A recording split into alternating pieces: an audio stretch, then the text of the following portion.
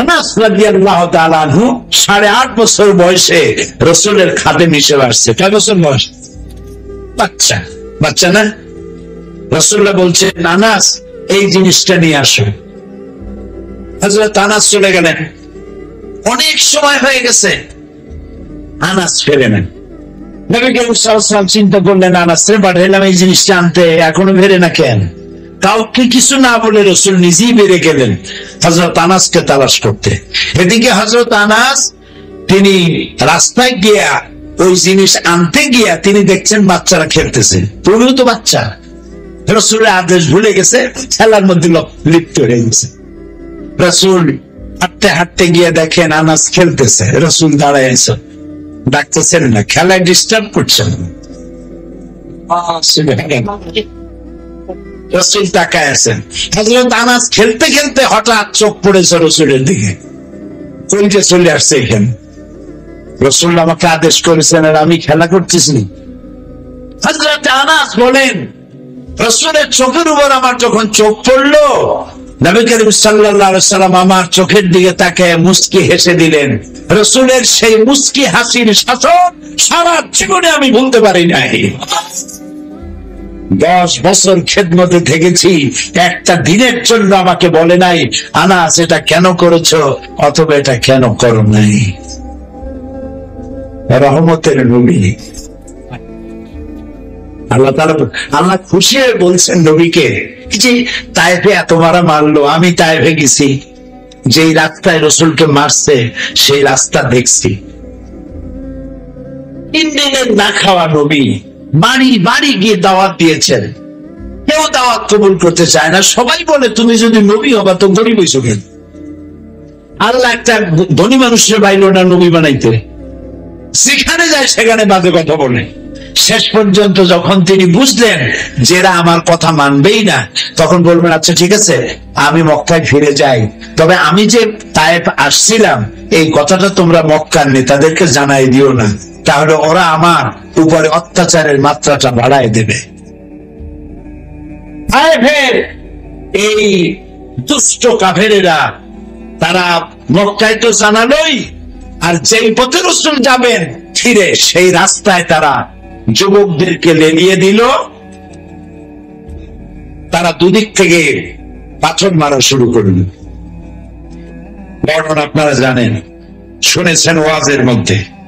আর আমি ওই জায়গা দেখছি যেখানে মারা হয়েছে, প্রাণ ধরে কাঁদছি শুধু। 3 জায়গায় মেরেছে। প্রথম বেহুশ হলেন, উঠাইয়া জবরদস্তি করে ঠেলে ঠেলে হাঁটাইছে, আবার মারছে, আবার বেহুশ হয়েছেন, আবার হেঁটেছেন। সর্বশেষ যেখানে একেবারেই অচেতন হয়ে পড়লেন সেখানে রক্ত পড়েছে সব থেকে বেশি। ফেরেশতা এসে গেছেন, হযরত জিবরাইল এসে বলছেন ইয়া রাসূলুল্লাহ, এই পাহাড় পরিচালক ফেরেশতারা এসেছে, আপনার এই দুর্দশা দেখে ফেরেশতারা কাঁদছে, আপনি শুধু একটা অনুমতি দেন, এই 2 পাহাড় এক জায়গায় করে ভিসা কাফের গুলারে শেষ করে দেয়। আল্লাহর নবী বলেন আমি যদি তেমন হুকুম করি আর আমার হুকুমে যদি এদেরকে পাথর দিয়া পিষে যদি শেষ করে দেওয়া হয়, একজন মানুষও যদি না বাঁচে, তাহলে কার কানে আমি পৌঁছাবো লা ইলাহা ইল্লাল্লাহু মুহাম্মাদুর রাসূলুল্লাহ। নবীজি গায়ে রক্ত মুছে সিজদায় পড়ে রব্বুল আলামিনের দরবারে ফরিয়াদ জানালেন, আয় আল্লাহ রব্বুল আলামিন, এই তায়েফবাসীরা বোঝে নাই যে আমি তোমার নবী, না জেনে না বুঝে না চিনে আমার উপরে যে অত্যাচার করেছে, এই জন্য তুমি তায়েফবাসীদের উপরে গজব নাজিল করো না। আল্লাহ রাব্বুল আলামিন নবীজিকে বললেন ওয়া মা আরসালনাকা ইল্লা রাহমাতান লিল আলামিন। নবী হে, তামাম জন্য গোটা সৃষ্টি জগতের জন্য আপনি আমার রহমত। সুবহানাল্লাহ, আপনি করুণার মূর্ত প্রতীক। তিনি মানুষের কাছে মুক্তি জিন্দেগিতে মানুষকে তাওহীদ বুঝাইছেন, রিসালাত বুঝাইছেন, আখিরাত বুঝাইছেন, মানুষের কলিজার মধ্যে ঢুকে গেছেন, মার খেয়েছেন, অত্যাচারিত হয়েছেন, ক্ষুধায় কষ্ট পেয়েছেন, কত কষ্ট করেছেন। জাবালে নূর বিশাল পাহাড়, সেই পাহাড়ে আমি উঠছি যেখানে ওহী নাযিল হয়েছে সর্বপ্রথম। আমি সেই জায়গাটায় ঢুকেছি যেখানে রাসূল গবেষণা করতেন, অর্থাৎ মুরাকাবা করতেন, চিন্তা ভাবনা করতেন এই জাতির বাঁচার পথ কি। আমি ওখানে গিয়ে রাসূলের কথা মনে হওয়ার আগে আমার মনে পড়লো হযরত মা খাদিজার কথা।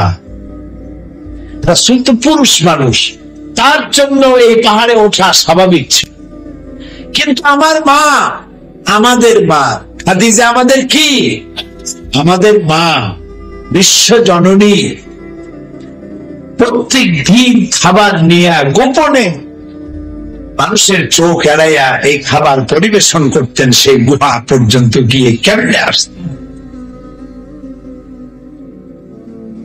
আল্লাহর নবী, তার খাবার নিয়ে হযরতে খাদিজা পৌঁছে দিতেন। 40 বছর বয়স পূর্ণ হওয়ার পর যখন তিনি ওহী পেলেন, তারে বলে চরিত্র, নবীজি সর্বপ্রথম দিনের দাওয়াত দেওয়ার যখন অর্ডার পেলেন, প্রথম দাওয়াত দিলেন নিজের স্ত্রী হযরত খাদিজা রাদিয়াল্লাহু তাআলা আনহাকে। প্রথম দাওয়াত দিলেন কারে? খাদিজা রাদিয়াল্লাহু তাআলা আনহাকে। সুবহানাল্লাহ। কোন এটা খুব স্বাভাবিক কথা নয়, যেহেতু পুরুষটি কেবল এর উত্তম সার্টিফিকেট দিতে পারে পৌরসভার মেয়র নাকি চেয়ারম্যান, পুলিশ না, স্ত্রীর চাইতে উত্তম সার্টিফিকেট কেউ দিতে পারে না। যত পীর সাহেবরা আসে মুরিদ বানাইতে, জিজ্ঞেস করা দরকার, হুজুর আপনার বউ আপনার মুরিদ হয়েছে কিনা। বাইরে গিয়ে অনেক কিছু বলা যায়, সিরাজুস সালেকিন, মিসবাহুল আরিফিন, কুতুবে দাওরা, সিয়াহে তান্দা, আশেকে কান্দা, সাইয়েদে খান্দা, কত কিছু, ওর কোনো শেষ নাই নামের হাতে। বউ মুরিদ হয়েছে কিনা, কারণ বউ জানে আপনি ফেরেশতা না শয়তানের খালাতো ভাই, ঠিক কিনা। রাসূল প্রথম দাওয়াত দিলেন স্ত্রী খাদিজার কাছে। দেখেন আল্লাহর নবী বললেন, খাদিজা গো, আল্লাহ রাব্বুল আলামিন আমাকে আখেরি জামানার নবী বানাইছেন। সমস্ত প্রতিমাগুলিকে ভুলে যাও, এক আল্লাহর উপরে ঈমান আনো, আর আমাকে আখেরি জামানার নবী হিসেবে মেনে নাও। হযরতে খাদিজা 1 সেকেন্ড দেরি করেন নাই, মিনিট তো দূরের কথা, 1 সেকেন্ডও দেরি করেন নাই, সঙ্গে সঙ্গে পড়ে নিয়েছেন লা ইলাহা ইল্লাল্লাহু মুহাম্মাদুর রাসূলুল্লাহ। জোরে পড়েন লা ইলাহা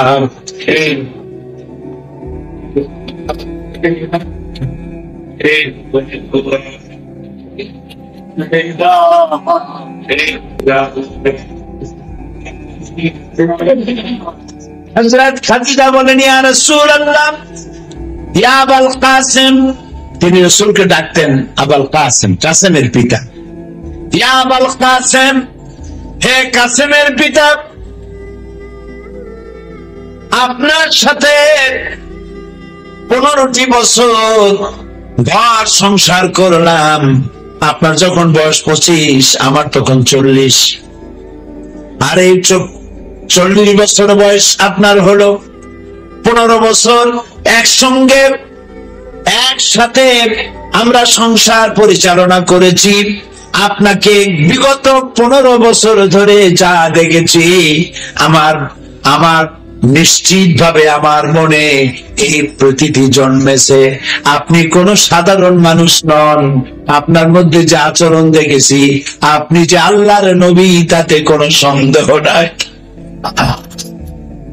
সুবহানাল্লাহ, আপনি যে আল্লাহর নবী এ ব্যাপারে আমার কোন সন্দেহ নাই। আল্লাহু আকবার। প্রথমেই স্ত্রী ঈমান আনলেন। একজন পুরুষ সম্পর্কে সর্বপ্রথম জানে তার স্ত্রী, তারপরে জানে তার বন্ধু, তারপরে জানে তার চাকর বাকর, সাথে যারা থাকে। তার বন্ধু ছিলেন 20 বছরের বন্ধু। কয় বছর? নবুয়ত পাওয়ার আগের 20 বছরের বন্ধু হযরত আবু বকর সিদ্দিক রাদিয়াল্লাহু তাআলা আনহু। তাকে তিনি দাওয়াত দিলেন, আবু বকর, আল্লাহ আমাকে নবী বানাইছেন, তুমি আমার নবুয়তের উপর ঈমান আনো, এক আল্লাহর প্রতি ঈমান আনো। হযরত আবু বকরও খাদিজা রাদিয়াল্লাহু তাআলা আনহার মতো 1 সেকেন্ড দেরি করেন নাই, সাথে সাথে বলেছেন 20 বছরের বন্ধুত্ব আপনার সাথে আমার, 20 বছর ধরে যা আমি আপনার সম্পর্কে জেনেছি বুঝেছি, আপনি সাধারণ মানুষ নন, আল্লাহর কসম আপনি আল্লাহর নবী। সুবহানাল্লাহ, সুবহানাল্লাহ। নবী করিম সাল্লাল্লাহু আলাইহি ওয়াসাল্লাম তার কাছের লোকেরা সর্বপ্রথম তার উপরে ঈমান এনেছেন। তার চারিত্রিক দৃঢ়তা দেখে রাসূল কপালে লেখা থাকে না, কোন নবীর কপালে লেখা ছিল না যে ইনি নবী। কোন ফেরেশতা এসে কোন নবীকে হাত ধরে বলে যায় নাই তিনি আল্লাহর তরফ থেকে নবী, তোমরা এনার নবুয়ত মানে নাও। এভাবে কোন নবীকে দিয়ে যাওয়া হয় নাই। নবী চিনছে কি দিয়ে? মানুষেরা কন্তবুদ্ধি করে। হ্যাঁ, এই জন্যই তুই বলি চাঁপাইনবাবগঞ্জের লোক খুবই শিক্ষিত, বুদ্ধি ভালো, জবাব দিতে পারে তাড়াতাড়ি। নবী চেনা যায় চরিত্র দিয়ে। সুবহানাল্লাহ। সারা জীবন, ভালো করে শোনেন, সারাটি জীবন রাসূল কাউকে একটা গালি দেন নাই। যে যুগে মানুষ ন্যাংটা চলতো, আল্লাহ ঘর তপ করতেও ল্যাংটা হইয়া, সেই যুগেও রাসূলের সতর কেউ দেখে নাই, বাচ্চা অবস্থায় কেউ দেখে না। সে যুগের মানুষ মিথ্যা কথা ছাড়া কথাই বলতো না, সেই যুগে রাসূল সারা জীবনে একটি মিথ্যে কথা বলেন। কাফেররা পর্যন্ত তার কাছে আমানত রাখতো, আল আমিন বলতো। কি বলতো? কন্ত মানে কি? বিশ্বাস, চরম বিশ্বাস। তো তার কাছে আমানত রাখতো, নিজেদের নেতাদের কাছে রাখতো না। ওরা জানতো এই নেতাগুলো শয়তান, কিছু স্বার্থ পাওয়ার জন্য এদের সাথে ঘুরি, তারা এগুলোর মতো শয়তান আর নাই। সেই জন্য তারা আমানত রাখতো রাসূলের কাছে। সুবহানাল্লাহ। আল আমিন, সাদেক, সত্যবাদী। কাউকে গালি দেন নাই, কাউকে মারেন নাই, নিজে কষ্ট করেছেন, কাউকে কষ্ট দেন নাই, সকলের কষ্ট নিজের বুকে উঠায় নিয়েছেন সারাটি জীবন। এই জন্য আমরা যত নেতাদের চিনি, আমি কারো নাম নেব না, এই দুনিয়ায় যত নেতাদের নাম আপনি শুনেছেন, আমি শুনেছি, সমস্ত নেতাদের শিক্ষাগত যোগ্যতা, রাজনৈতিক জীবন, জেলে থাকছে কতদিন, শেষরানি করছে কি, টাকা মারছে কত, দুদুকে ধরছে কত, এই সব জিনিস আমরা জানি, আর কিছু জানি না। কিন্তু রাসূলের জীবন, সুবহানাল্লাহ, কোন আগেই রাসূলের জীবনকে দেখা হয়েছে মাইক্রোস্কোপিক্যালি, দেখা হয়েছে মাইক্রোস্কোপ দিয়ে দেখা হয়েছে রাসূলের জীবন। জন্ম থেকে শুরু করে মৃত্যু পর্যন্ত রাসূলের জীবনীকে যারা সংরক্ষণ করেছেন তাদের সংখ্যা 1 লক্ষ। 1 লক্ষ মানুষ তার জীবনকে সংরক্ষণ করেছেন। কেমনে সামাইরে তিরমিজি কিনবেন, হাবিজাবি নোবেল নাটক কেনার কোনো দরকার নাই মুসলমানদের, এগুলো পড়ে পাবেন কি? ইসলামের বই কেনেন, সামাইরে তিরমিজি কিনা, রাসূলুল্লাহ কেমনে দাঁড়িয়ে আছেন, কেমনে চুল আঁচড়াতেন, কেমনে চুল কাটতেন, কেমনে মোষ কাটতেন, কেমনে জুতা পরতেন, কেমনে জামা গায়ে দিতেন, কেমনে বোতাম লাগাইতেন, কেমনে টয়লেটে যেতেন, কেমনে টয়লেট থেকে বেরোতেন, কেমনে খাইতেন, কেমনে মুখ ধুইতেন, এর থেকে শুরু করে রাষ্ট্র পরিচালনা পর্যন্ত জীবনের সব কথা হাদিসে লিপিবদ্ধ করা হয়েছে। তা নিচে জমিনের উপর আর নাই। দ্বীপ্রহরের সূর্য দেখতে যেমন কোনো অসুবিধা নাই, রাসূলকে চিনতেও বিশ্ব মানবতার জন্য কোনো অসুবিধা নাই। কোনো দাগ নাই, কোন স্পট নাই, কোন তার বিরুদ্ধে পৃথিবীর মানুষের কোনো বক্তব্য নাই। সারা পৃথিবীর মানুষ তার জন্য পাগল কেন? কারণ হলো দুনিয়া যত নেতা হয়েছে সব নেতা কথা বলে তার নিজের দলের, কথা বলে নিজের ভাষার, কথা বলে নিজের দেশের, আর রাসূল কথা বলেছেন গোটা পৃথিবীর সব মানুষের। সাদা এবং কালো মানুষের আকাশচুম্বী ব্যবধান দূরীভূত করে একই প্ল্যাটফর্মে এনে দিয়েছেন আল্লাহ রাসূল। হযরত আবু যর গিফারি রাদিয়াল্লাহু তাআলা আনহু একবার হযরত বেলালকে বলেছিলেন, তুই একটা কালো মায়ের সন্তান। কি কথায় কথায় লেগেছে? বলেছে তুই একটা কালো মায়ের সন্তান। রাসূলের কানে এই শব্দ গেছে। রাসূলুল্লাহ ঘরের থেকে বেরিয়ে হযরত আবু যরকে বললেন, আবু যর, তুমি মুসলমান হয়েছো ঠিক, কিন্তু তোমার মুখের ভেতর থেকে এখনো জাহালাতের গন্ধ তোমার মুখ থেকে যায় নাই। রাসূলের এই কথাটুকু যথেষ্ট শাসনের জন্য।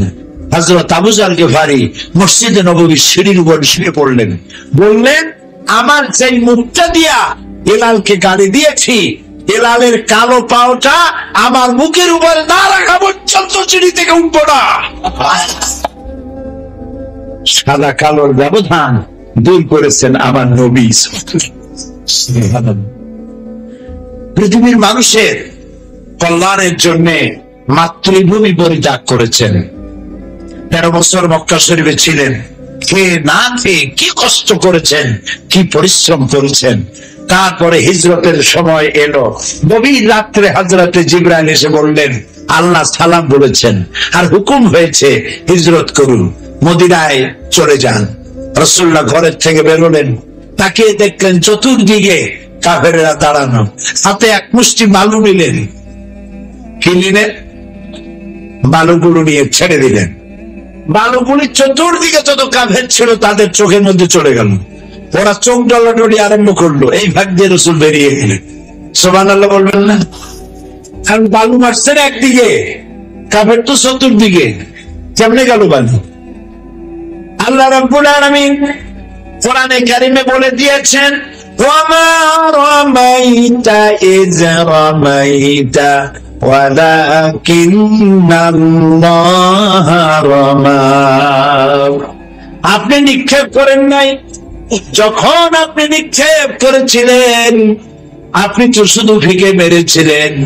সমস্ত কাফেরদের চোখে বালু পৌঁছে দেওয়ার দায়িত্ব আমার কুদরত গ্রহণ করেছিল।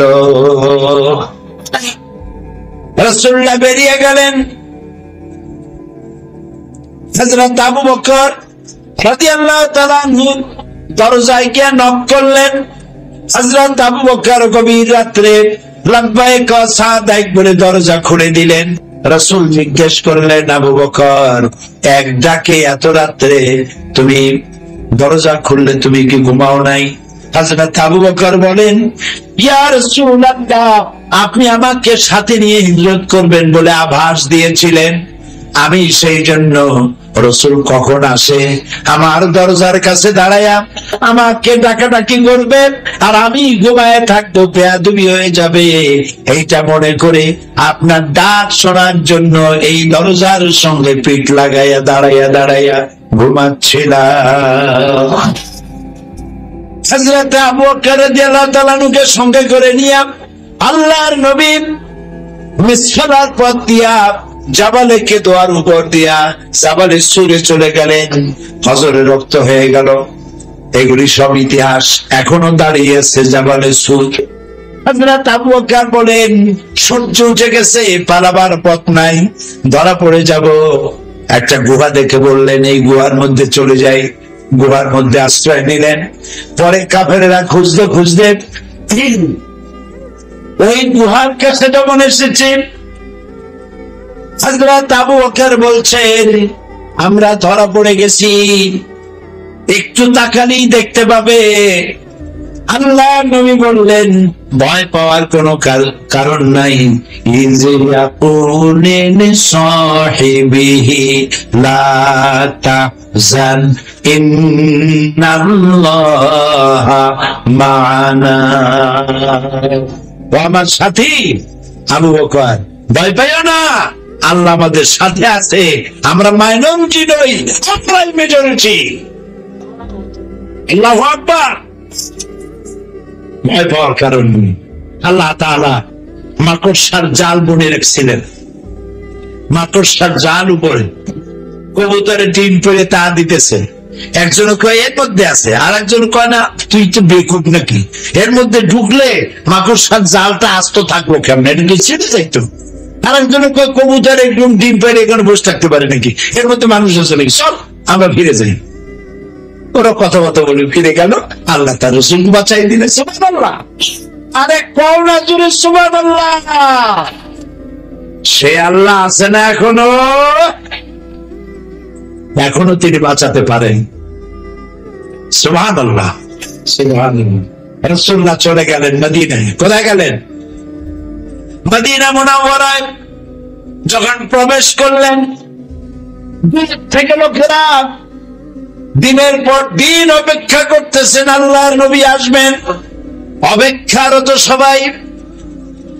সর্বপ্রথম এক ইহুদি খেজুর গাছের মাথায় উঠে সে দেখতে পেয়েছে দূর থেকে যেন চাঁদ উদিত হয়েছে। সে বলল, তোমাদের নবী বোধহয় এসে গেছে। এত সুন্দর চেহারা কোন সাধারণ মানুষের হয় না। আল্লাহ নবী যখন ক্রমান্বয়ে জনসমাগমের কাছের দিকে এসে গেল, মদিনার লোকেরা গেয়ে উঠলেন, তালাআল বাদরু আলাইনা মিন সানিয়াতিল ওয়াদাই ওয়াজাবা শুকরু আলাইনা মাদা লিল্লাহি দাই। তালাআল বাদরু আলাইনা, আমাদের জন্য পূর্ণিমার চাঁদ উদিত হয়েছে। ওয়াজাবা শুকরু আলাইনা, আমাদের জন্য আল্লাহ শুকর আদায় করা ওয়াজিব হয়ে গেছে। রাসূল পৌঁছে গেলেন, মানুষ পাগলের মতো তাকায় আছে। এত সুন্দর চেহারা মানুষের হয় ভাবতেও পারে নাই তারা কোনোদিন, চোখ ফেরাইতে পারে না। হযরতে আয়েশা সিদ্দিকা রাদিয়াল্লাহু তাআলা আনহা বলেছেন যে সব মেয়ে লোকেরা ইউসুফ আলাইহিস সালামের দেখা তার রূপে মুগ্ধ হয়ে বিমোহিত হয়ে কাটতে গিয়ে নিজেদের হাত কেটে ভেজে ফেলে দিয়েছিল। সবাই ওই সব মেয়ে লোকেরা যদি আল্লাহর নবী মুহাম্মদ রাসূলুল্লাহ সাল্লাল্লাহু আলাইহি সাল্লামকে দেখতে পেত, তাহলে নিজেদের হাত কাটতে কাটতে কখন যে নিজেদের কলিজা কেটে ফেলে দিত টের পেত না। আল্লাহর নবী জিজ্ঞেস করেন, ওমর কান্দো কেন?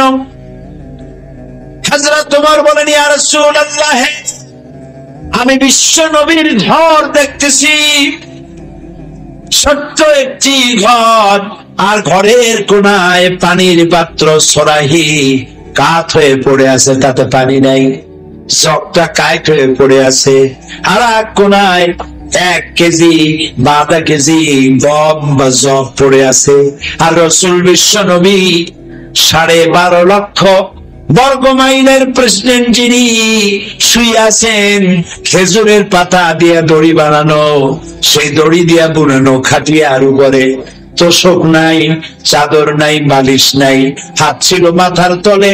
রাসূলুল্লাহর পিঠের উপরে দড়িগুলার দাগ কেটে আছে। হযরত ওমর বলেন, আল্লাহ রাসূল, আমি সহ্য করতে পারছি না, আমার কোনটা ছিল বিশ্বনবীর পিঠে দড়ির দাগ আমি বরদাস্ত করতে পারছি না। আপনি আমাকে অনুমতি দেন, আমি আপনার জন্য একটা তোষক নিয়ে আসি।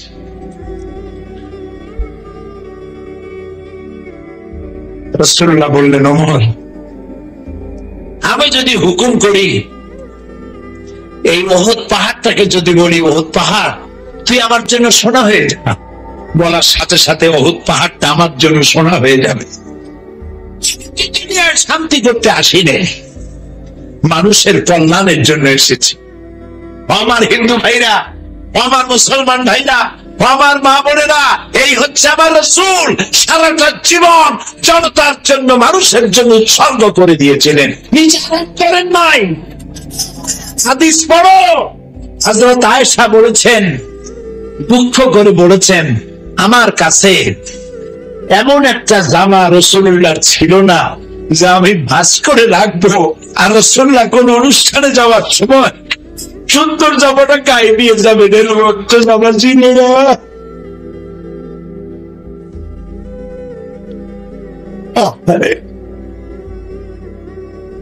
রাসূল প্রেসিডেন্ট বাহরাইন থেকে, কাতার থেকে লাইনের পর লাইন উট বোঝাই হইয়া টাকা পয়সা খাদ্য সম্পদ এসে রাসূলের মসজিদের সামনে স্তূপ হয়ে আছে। ফজর পড়ে রাসূলুল্লাহ দেখলেন এত সব সম্পদ। সকালবেলায় ফজরের নামাজ পড়ে দেওয়া আরম্ভ করলেন, গরিবদের ডাকলেন, দেওয়া শুরু করলেন, দিতে দিতে জোহর হয়ে গেছে। জোহর পড়ে আবার বসলেন, আবার দিলেন টাকা পয়সা, তারপরে খাদ্যাদি সমানে দিতে থাকলেন, দিতে দিতে আসর হয়ে গেল। আসরের সময় রাসূল যখন উঠলেন, যাই কাপড় চোপড় ছাড়া দিলেন, জায়নামাজটা ছাড়া দিলেন, মনে হলো কিছু ময়লা টয়লা রাখছিল, ঝেড়ে ফেলে দিলেন।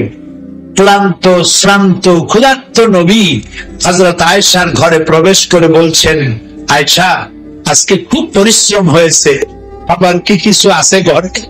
হযরত আয়েশা বলছেন, ইয়া রাসূলুল্লাহ, আল্লাহর কসম, আয়েশার ঘরে পানি ছাড়া কোনো খাবার নাই। এই হলো আপনার আমার রাসূল। মানুষকে খাওয়াইছেন, নিজে ক্ষুধার্ত থেকেছেন, মানুষের প্রয়োজন পূরণ করেছেন, নিজের প্রয়োজনের দিকে তাকান নাই।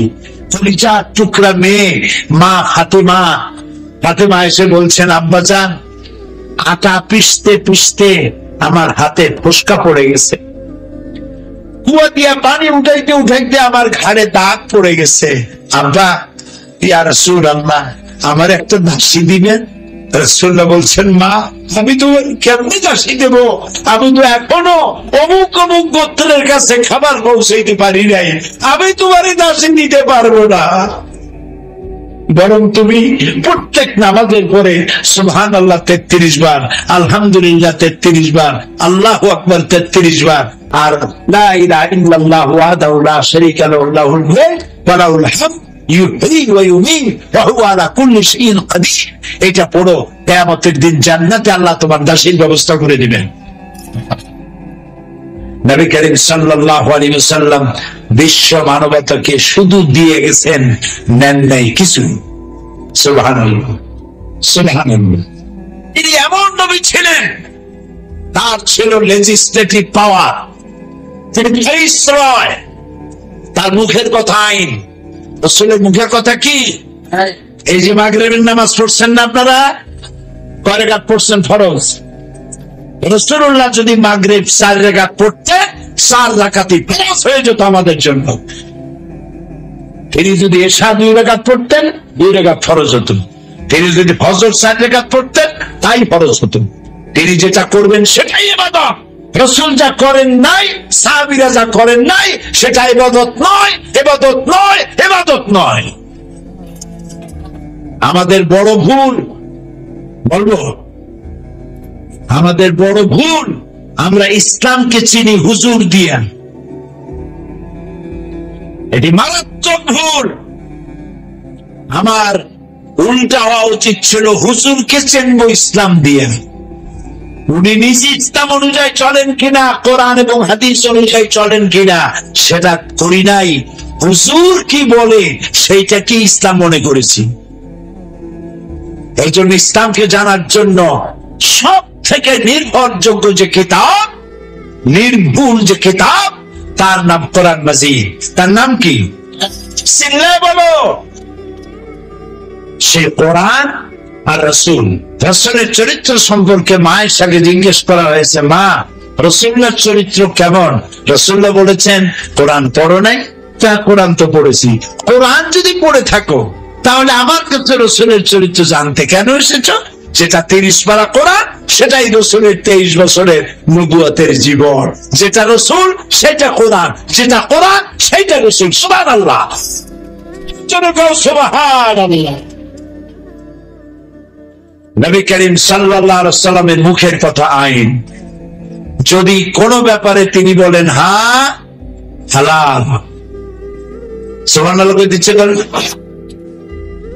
যদি বলেন হ্যাঁ হালাল, যদি বলেন না হারাম। এই জন্য রাসূলের কথা মানা, আমরা রাসূলকে বুঝি নাই, যার জন্য লোকেরা বলে রাসূলের কথা মানা সুন্নাত। এটি মারাত্মক ভুল। রাসূলের কথা মানা সুন্নাত নয়। মাতাকুমুর রাসূল ফাখুযুহু ওয়া মা নাহাকুম আনহু ফান্তাহু। রাসূল যা আদেশ করেছেন, যা আনয়ন করেছেন, যা বলেছেন সেটা গ্রহণ করো, যা নিষেধ করেছেন বিরত থাকো। আল্লাহর কথা অনুযায়ী রাসূলের কথা মানা ভুল। নবী করিম সাল্লাল্লাহু আলাইহি ওয়াসাল্লাম তিনি হ্যাঁ বললে হালাল হয়, না বললে, শুধু তাই নয়, হ্যাঁ বললে হালাল হয়ে যায়, না বললে হারাম হয়ে যায়। আঙ্গুল উঁচু করলে চাঁদ 2 টুকরা হয়ে যায়। পাও যদি উঁচা করেন আল্লাহর আরশে চলে যান। কোন ব্যাপারে যদি আল্লাহর কাছে কিছু বলার দরকার হয়, হাত উঠানো লাগে না, মুখ খোলা লাগে না, মনে মনে এরাদা হতে দেরি আছে, মঞ্জুর হতে দেরি নাই। এই জন্য ইব্রাহিম আলাইহিস সালাম হচ্ছেন খলিল আর মুহাম্মদ সাল্লাল্লাহু আলাইহি সাল্লাম হচ্ছেন হাবিব। একজন খলিলুল্লাহ, আরেকজনে হাবিবুল্লাহ। খলিল আর হাবিব পার্থক্য কি? খলিল মানেও বন্ধু, হাবিব মানেও বন্ধু। তাহলে শব্দ দুইটা কেন? দুটো শব্দ এই জন্য, খলিল বলা হয় ওই ব্যক্তিকে, খলিল বলা হয় ওই ব্যক্তিকে যিনি তার বন্ধু, যিনি তার জন্য না পারেন এমন কিছু নাই, সব পারেন। যেমন খলিলের বন্ধু হচ্ছে আল্লাহ। খলিলের বন্ধুকে আল্লাহ। এই আল্লাহর জন্য ইব্রাহিম আলাইহিস সালাম আগুনে পড়তে পারেন। এই আল্লাহরে খুশি করার জন্য বউ বাচ্চা গরুকে ফালাই দিয়ে আসতে পারেন। এই আল্লাহরে খুশি করার জন্য নিজের কলিজার টুকরা সন্তানের জবাই করতে পারেন। এর নাম কি? খলিল। আর হাবিব কি? হাবিবের উল্টা। হাবিব এটার উল্টা। এখানে হাবিব হচ্ছেন মুহাম্মদ সাল্লাল্লাহু আলাইহি সাল্লাম, আর তার অপর যিনি তাকে ভালোবাসেন, হাবিব বলে ডেকেছেন, তিনি হচ্ছেন আল্লাহ। এখানে খলিল আল্লাহর জন্য না পারে এমন কিছু নাই, আর এখানে হাবিব মুহাম্মদ সাল্লাল্লাহু আলাইহি সাল্লামের জন্য না পারে আল্লাহর জন্য এমন কিছু নাই, সব করবেন, যা চাইবেন তাই করবেন। সুবহানাল্লাহ।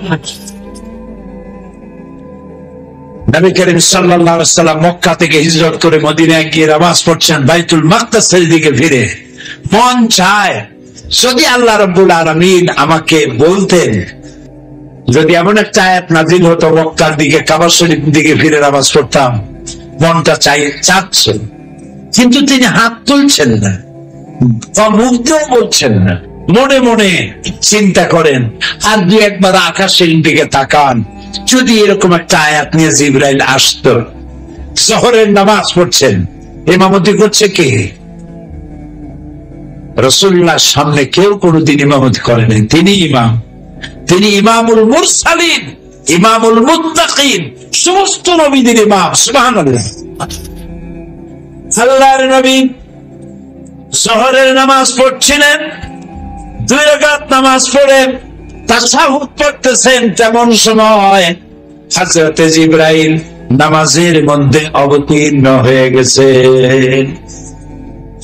অন্যান্য নবীদের বেলায় ওহীর জন্য বলা হতো, ঈসা ওহী দেওয়া হবে অমুক জায়গায় যাও, ও মুসা ওহী দেওয়া হবে অমুক পাহাড়ের কাছে যাও। এক এক জায়গায় পাঠানো হতো ওহী আনার জন্য, কিন্তু রাসূলের ব্যাপারটা ছিল ভিন্ন। রাসূল যেখানে ওহী সেখানে। নামাজের ভিতরে হযরতে জিবরাইল এসে ওহী নাযিল করলেন, কাদ নারাম তাকাল্লুবা ওয়াজহিকা ফিস সামা।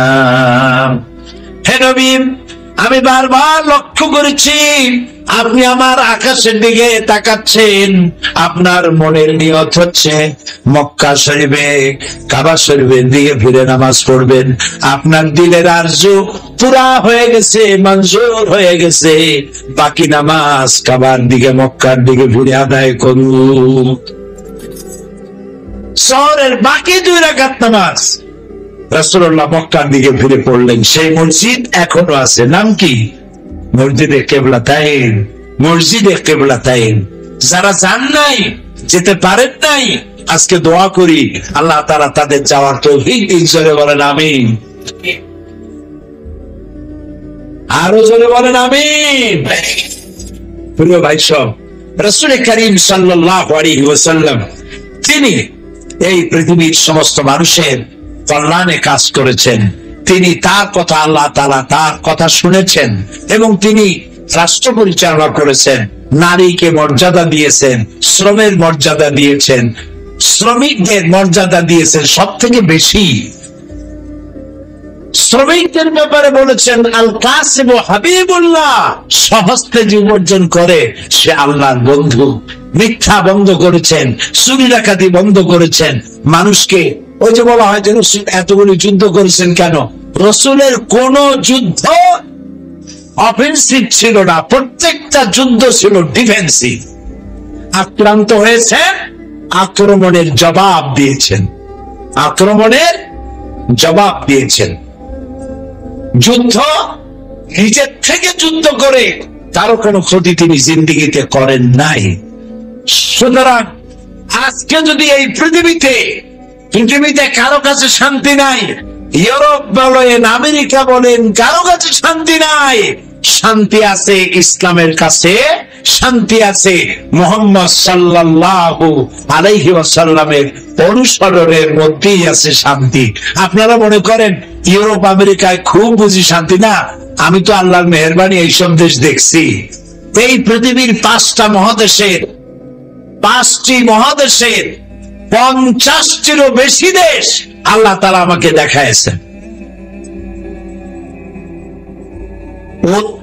ওদের সভ্যতার কাছে আপনার শেখার কিছু নেই, বরং ওদের শেখা উচিত মুসলমানদের কাছে।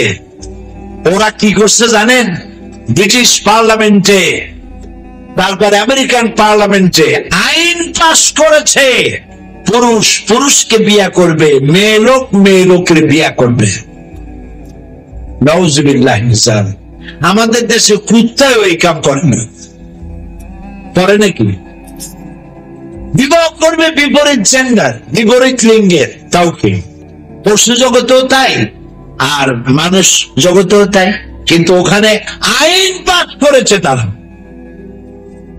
এবং এরা নাকে ফুল লাগায়, কানে দুল পরে, তারপরে ঠোঁটে রিং পরে, জিহ্বার মধ্যেও রিং পরে 4-5টা দেখছি আমি। চিন্তা করছি এরা ভাত খাই কেন? কি শয়তান! চিন্তা করুন। মাথার চুলগুলোতে রং মেখা তাল পাতার সিংহের মতো খাড়া করে দেয় এরকম। পিছনে চুল ছোট ছোট করে কেটে ওইখানে বাড়ির নম্বর, হাউস নম্বর, রোড নম্বর, টেলিফোন নম্বর লিখে রাখে মাথার পিছনে। শয়তানে চিন্তা করে যে আমি আর শয়তান হয়েছি, কিন্তু মারাত্মক শয়তান। বাবে তার ছেলেকে, এগুলো আবার চোখে দেখা, আন্দাজে বলি না। মা সন্তানকে পুশ চেয়ারে করে ঠেলে, পুশ চেয়ার আছে না, রাস্তা ঠেলে মার্কেটিং করার সময়, তার বাচ্চাটা তাকে করবে, আর নিজের ছেলে ঠেলে নিয়ে যায়। মুখের দুধ খাওয়ায় না, ফিডার খাওয়ায়, আর বাচ্চারা ঠেলে, কুত্তারা রেখে করলি। ওই বাচ্চা বড় হইয়া এই মায়ের কেমনি ভালোবাসবে? ছেলে বড় হইল আন্দাজে কয়টি, তুমি দেখছো নাকি? ছেলে বড় হইয়া তারপরে একটা গার্লফ্রেন্ড নিয়ে চলে গেল কোথাও, আবার মেয়ে বড় হয়ে বয়ফ্রেন্ড নিয়ে চলে গেল কোথাও, এদিকে মা বাপ বুড়ো হয়ে গেছে, এই বুড়ো বুড়ি যাবে কই? ওদের জন্য গভর্নমেন্ট তৈরি করছে ওল্ড পিপলস সেন্টার, আমি ওইটার নাম রাখছি বুড়ো বুড়ির এতিমখানা। বুড়ো বুড়ি ওইখানে পড়ে থাকে, দুধ মদ আর পত্রিকা দরজার সামনে থুয়ে যায়। তিন নাসারাল মাসীহ ইবনুল্লাহ, খ্রিস্টানেরা বলে ঈসা আলাইহিস সালাম আল্লাহর পুত্র, আপনারা বলেন নাউযুবিল্লাহ। আল্লাহ বলছেন আমার কি কোনো বিবি আছে? বাচ্চা হবে কেমনে? আল্লাহর কোনো বিবি আছে? তার কোন মা বাবা আছে? ছোট্ট একটি সূরার মধ্য দিয়ে আল্লাহ রাব্বুল আলামিন তার তাওহীদের প্রকাশ করেছেন। পড়েন আমার সাথে, কুল হুয়াল্লাহু আহাদ আল্লাহুস সামাদ লাম ইয়ালিদ ওয়া লাম ইউলাদ ওয়া লাম ইয়াকুল লাহু কুফুয়ান আহাদ। আল্লাহ রাব্বুল আলামিন বলেন, নবী আপনি বলুন আল্লাহ এক এবং একক, তিনি বেরিয়াস, কারো মোকাবেক্ষী তিনি নন, তাকে কেউ জন্ম দেয় নাই, তাকেও কেউ জন্ম দেয় নাই। আকাশ এবং জমিনে আল্লাহর সমকক্ষ কেউ নাই। সুবহানাল্লাহ। আল্লাহ রাব্বুল আলামিন তিনি যদি শুধু নবী পাঠাতেন আর কিতাব যদি না পাঠাতেন, আপনারা কষ্ট করে আসছেন, কথা যদি ভালো করে না শোনেন তাহলে আশা বৃথা হয়ে যাবে, ঠিক না ভাই? খুব প্রাণ মন দিয়ে শোনেন, যদি শুধু নবী আসতো, কিতাব আসে নাই, লোকেরা নবীকে খোদা বানায় নিত বা খোদার ছেলে বানাইতো, যেমন বানাইছে খ্রিস্টানেরা ঈসা আলাইহিস সালাম রে আল্লাহর ছেলে। ইহুদিরা কি বললো? وقالت اليهود عزير ابن الله, ইহুদিরা বলল উযাইর হচ্ছে আল্লাহর পুত্র। তাহলে দেখা গেল যে এরা নবীকে আল্লাহর পর্যায়ে নিয়ে যায়, এভাবে সবাই নিয়ে যেত, কিন্তু আল্লাহ তাআলা নবীও পাঠাইছেন, কিতাবও পাঠাইছেন। এখন দেখা যাক, নবী পাঠান নাই, শুধু কিতাব পাঠাইছেন, তাহলে কি হতো? যদি নবী না পাঠাইয়া খালি কিতাব পাঠানো হতো, তাহলে মাটিহারা তরীর মতো, ক্যাপ্টেন ছাড়া জাহাজের মতো সমুদ্রের উত্তাল ঢেউয়ের মধ্যে হারিয়ে যেত, দূর থেকে আরো দূরে, বহু দূরে, অথবা ঢেউয়ের তরঙ্গ আঘাত সহ্য করতে না পেরে ডুবে চলে যেত মহাসাগরের অতল তলদেশে, ঠিক না?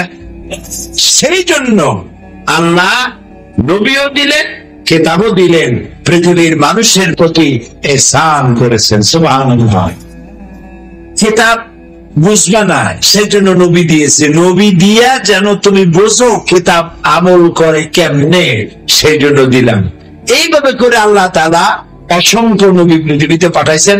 কত নবী পাঠাইছেন সেই হিসাব আমরা জানি না, কেউ কেউ বলে 1,24,000, কেউ বলে 2,24,000।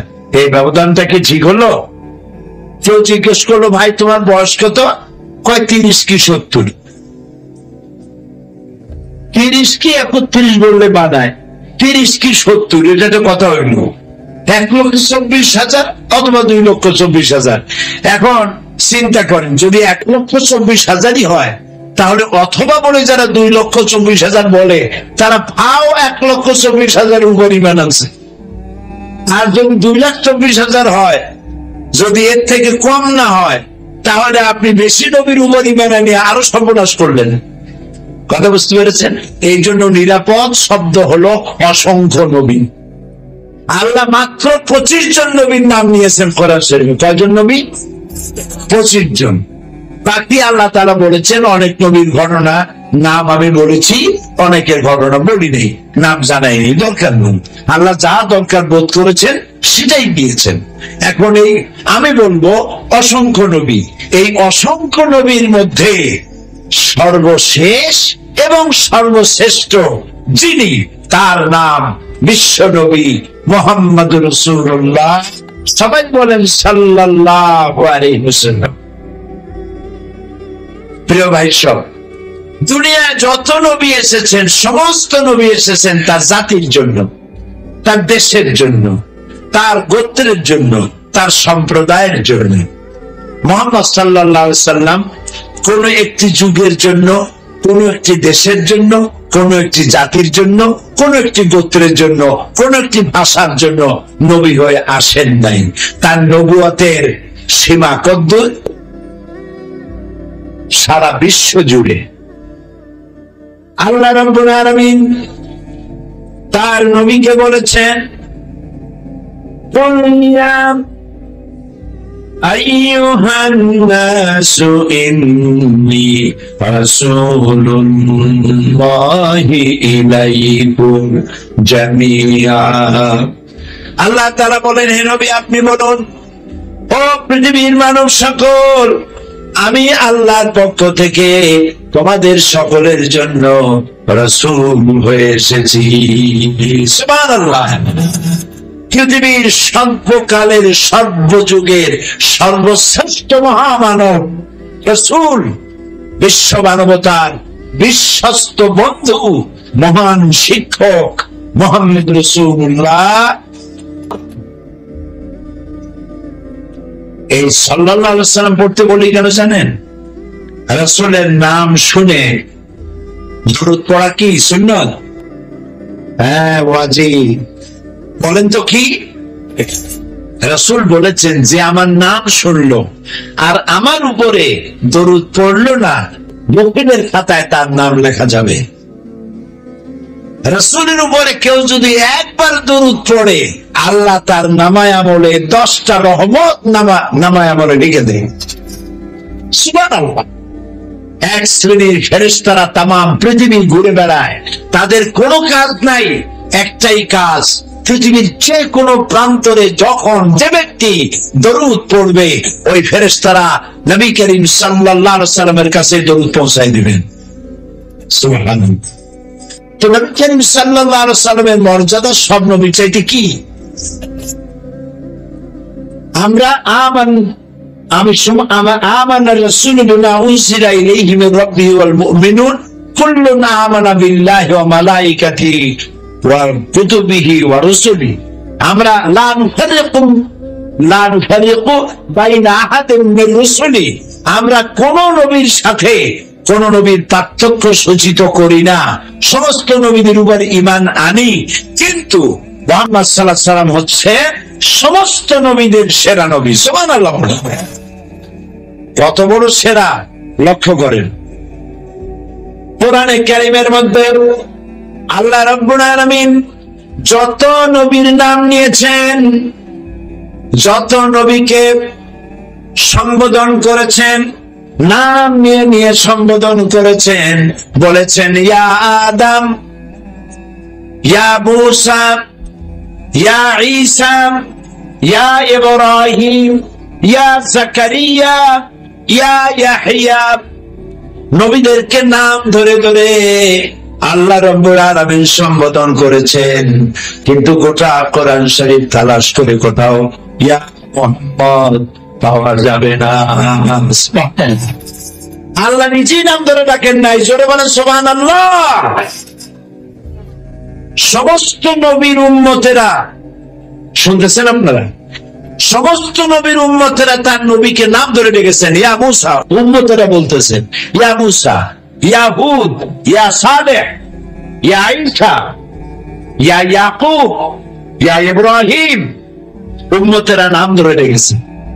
কিন্তু এখানে আল্লাহ তাআলা নিজেই রাসূলের নাম ধরে ডাকেন নাই। শুধু তাই নয়, কোরআনে কারীমে দেখুন আল্লাহ রাব্বুল আলামিন বলেন, তোমরা যেমন পরস্পর পরস্পরকে নাম ধরে ডাকাডাকি করো, এইভাবে করে আমার নবীকে নাম ধরে ডাকতে পারবা না। নিষেধ। মুহাম্মদ সাল্লাল্লাহু আলাইহি ওয়াসাল্লামকে নাম ধরে ডাকা যাবে না। সুবহানাল্লাহ। আমি নিজে ডাকি নাই, আল্লাহ নিজে নাম ধরে ডাকেন নাই। আল্লাহর যখন দরকার হয়েছে সম্বোধন করার, তখন বলেছেন ইয়া আইয়ুহান নবী সুবহানাল্লাহ। ইয়া আইয়ুহার রাসূল তাহা আমিন, ইয়া আইয়ুহাল মুজাম্মিল, ইয়া আইয়ুহাল মুদাথ্থির, হে কম্বল আচ্ছাদনকারী, হে বস্ত্র আচ্ছাদনকারী, হে নবী, হে রাসূল, এইভাবে করে তিনি সম্বোধন করেছেন। অবশ্য কোরআনে কারীমের মধ্যে 4 জায়গায় মুহাম্মদ সাল্লাল্লাহু আলাইহি ওয়াসাল্লাম এই নাম পাওয়া যায়। কয় জায়গায়? 4 জায়গায়। যেমন আছে 1, ওমা মুহাম্মাদুন ইল্লা রাসূল, আমিনু বিমা নুজিলা আলা মুহাম্মদ। 2, 3 নম্বরে মুহাম্মাদুর রাসূলুল্লাহ ওয়াল্লাযিনা মাআহু আশিদ্দাউ আলাল কুফফার রুহামাউ বাইনাহুম। 4 নম্বরে মা কানা মুহাম্মাদুন আবা আহাদিন মিন রিজালিকুম ওয়ালাকিন রাসূলুল্লাহ। এই 4 জায়গায় মুহাম্মদ বলেন সাল্লাল্লাহু আলাইহি ওয়াসাল্লাম, এই 4 জায়গায় রাসূলের নাম আছে। এই নাম সম্বোধন করার জন্য নয়, মুহাম্মদ সাল্লাল্লাহু আলাইহি ওয়াসাল্লাম যে আল্লাহর রাসূল এইটাকে বুঝাবার জন্য এই নাম ব্যবহার করা হয়েছে। আল্লাহু আকবার। শুধু তাই নয়, রাসূলের মর্যাদা এত বেশি, সাহাবায়ে কেরাম মুহাম্মদ সাল্লাল্লাহু আলাইহি ওয়াসাল্লামের কাছে বসে উচ্চ স্বরে কথা বলতেছিলেন। এমন আওয়াজে কথা বলেছেন যে আওয়াজে রাসূলের আওয়াজ শোনা যায় না, তার আওয়াজ শোনা যাচ্ছে না, সাহাবীদের আওয়াজ বড় হয়ে গেছে। আল্লাহ রাব্বুল আলামিন এটুকুনো বরদাস্ত করতে পারেন নাই, সঙ্গে সঙ্গে ওহী নাযিল করে দিয়েছেন, ইয়া আইয়ুহাল্লাযীনা আমানু লা তারফাউ আসওয়াতাকুম ফাওকা সাওতিন নবী। ও বিশ্বাসীরা, তোমরা যারা আমার উপর ঈমান এনেছো, খবরদার তোমাদের গলার আওয়াজ যেন আমার নবীর গলার আওয়াজের চাইতে যেন বড় হয়ে না যায়। আমার নবীর সামনে কথা বলার সময় আদবের সাথে কথা বলবে, উচ্চ স্বরে কথা বলতে পারবে না। যদি কেউ আমার নবীর সামনে উচ্চ স্বরে কথা বলো, আনতাবাতা আমালুকুম, যত ভালো কাজ করছো সব বন্ধ করে দেবো, বরবাদ করে দেবো। আজও রাসূলের কবরের সামনে সবুজ সাইনবোর্ডে সোনালী অক্ষরে এই আয়াতে কারিমা লেখা আছে। এখন ওখানে যায় যারা, রাসূলের কবরের পাশে গিয়ে দাঁড়ায়া ফোপায় ফোপায় কান্দে, আওয়াজ করে না, বেয়াদবি হয়ে যাবে, কলিজা ফেটে যায় মুহাব্বতে, কিন্তু কেউ আওয়াজ করে না। কোথায় দাঁড়াইছি? শাহানশাহ আল্লাহ পরে আরশের নিচে জমিনের উপরে, তো বড় মর্যাদা কারণ হয়। রাসূলের ঘরের নামেও সূরা নাযিল হয়েছে, হুজরাত থেকে হুজুরাত, সূরা হুজুরাত।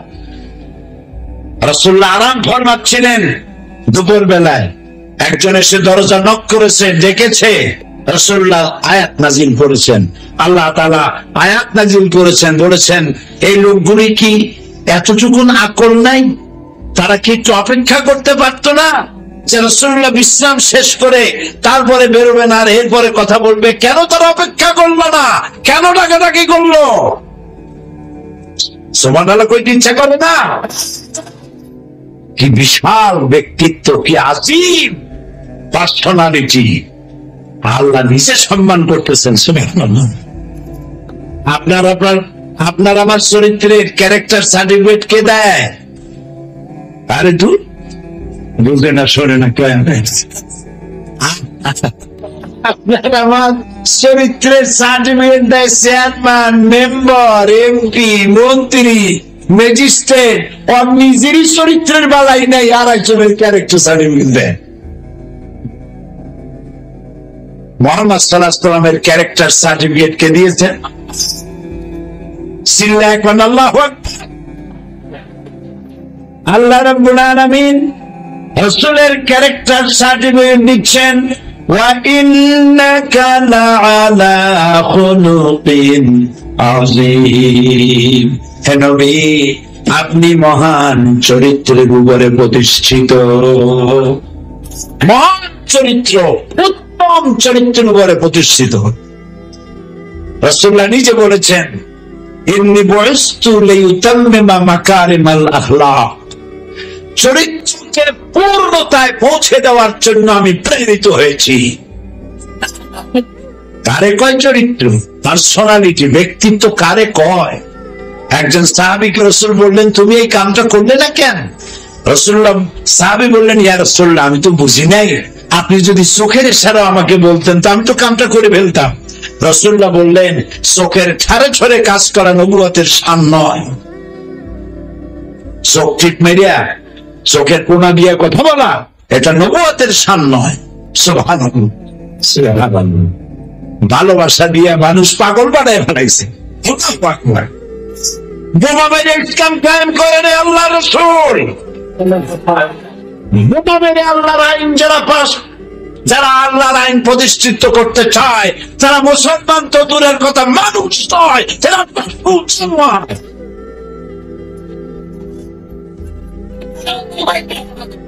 নবী করিম সাল্লাল্লাহু আলাইহি ওয়াসাল্লাম বোমা মেরে তরবারির দ্বারা তিনি ইসলাম প্রতিষ্ঠিত করেন নাই, মানুষ ভালোবাসায় পাগল হয়ে গেছে।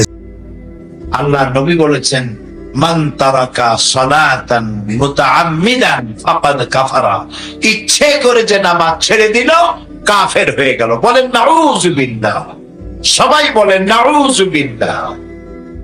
ইচ্ছে করে নামাজ ছেড়ে দিলে তো কাফের হয়ে গেল।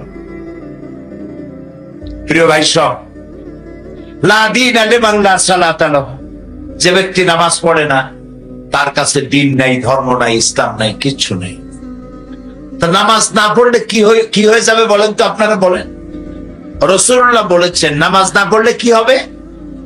বিশ্বাস করুন আমার মুসলমান ভাইরা, যারা নামাজ পড়ে না, বালেগ হয়েছে, নামাজ পড়ে না, ইচ্ছে করে নামাজ ছাড়ে, তারা নিজেদেরকে মুসলমান বলে দাবি করার অধিকার হারায় ফেলে। অধিকার নেই। আর একটা কঠিন হাদিস শুনাই, বলবো। রাসূলুল্লাহ বলেছেন, যে ব্যক্তি ইচ্ছে করে নামাজ ছেড়ে দেয় তার উপরে আল্লাহর কোনো দায়িত্ব নাই। ইন্না লিল্লাহি ওয়া ইন্না ইলাইহি রাজিউন, আল্লাহর কোনো দায়িত্ব নাই তার প্রতি। আরেকটি হাদিস হচ্ছে, যে ব্যক্তি ইচ্ছে করে নামাজ ছেড়ে দেয় আল্লাহ এবং রাসূলের সাথে তার সম্পর্ক ছিন্ন হয়ে যায়, কাট হয়ে যায়। আমরা কি চাইবো আল্লাহ রাসূলের সাথে আমাদের সম্পর্ক নষ্ট হয়ে যাক? চাইবো? তা আমরা কি এখন ওয়াদা করতে পারবো জীবনে আর নামাজ ছাড়বো না? পারবো ওয়াদা করতে? যারা পারবেন শুধুমাত্র তারা, আর যারা পারবেন না তারা নয়। শুধুমাত্র ওই সব লোক হাত উঁচু করবেন যারা ওয়াদা রক্ষা করতে পারবেন। দুই হাত উঁচু করেন,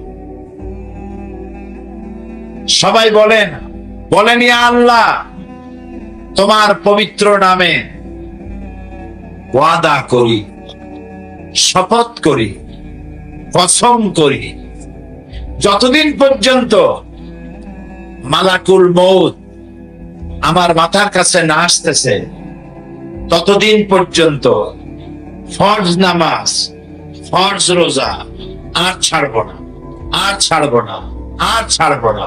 এবার জোরে বলেন ইয়া আল্লাহ, আমার আজকের এই কসম আমার মৃত্যু পর্যন্ত আমাকে পালন করার তৌফিক দাও। আমিন, আমিন ইয়া রাব্বাল আলামিন। সকলে হাত নামান, আল্লাহ যেন কবুল করেন। আমরা বলি আমিন, সবাই বলি আমিন। পর্দা করবেন। বাড়িতে যে দিদি আছে, মেয়ে বড় হয়েছে, বোন আছে, আপনার অধীনস্থ যারা আছে, পর্দায় রাখবেন। মদ এবং জুয়া থেকে বাঁচবেন। এখন মদ জুয়ার পরিবর্তে, মদের পরিবর্তে আমাদের দেশে ফ্যান্সি ডিল আসছে। এই বৈরাগী বাজার, বিয়ানী বাজার টাজার এইসব জায়গায় আসে নাই মনে হয়, আসছে, সব জায়গায় আইছে। এখন খিতা খরবায় চতুর্দিকে ফ্যান্সি মদ আসে আর দিকে পড়ছে। এখন করবেন কি? উপায় কি? উপায় হলো, এগুলো বুড়া মানুষে খায় না। বুড়া মানুষে খায় খুব কম, খায় না বললেই চলে। এগুলি যুবকরাই বেশি খায়। এই যুবকদেরকে ফিরাইতে হবে। ড্রাগ এডিক্টেড হওয়া, মদ খাওয়া হারাম। যুবকেরা ভালো করে শোনো, আমি বিশ্বাস করি, মনে করি বৈরাগী বাজারের যুবকেরা খুব ভালো, বলেন আলহামদুলিল্লাহ। খারাপ ছেলেদের সাথে বন্ধুত্ব করবে না, কারণ হলো সৎসঙ্গে আমরা স্বর্গে না যাই, আমরা বলি সৎসঙ্গে জান্নাত বাস, সৎসঙ্গে জান্নাত বাস। আর অসৎসঙ্গে শুধু সর্বনাশ না, সাড়ে সর্বনাশ। বন্ধু যেন খারাপ না হয় যুবকেরা। তোমার বন্ধু যদি সিনেমা খোর হয়, মদ খোর হয়, জুয়ারি হয়, তোমার একদিন না একদিন জুয়া খেলায়, মদের আড্ডায়, জেনার আড্ডায় ঢুকাইয়া ছাড়বে।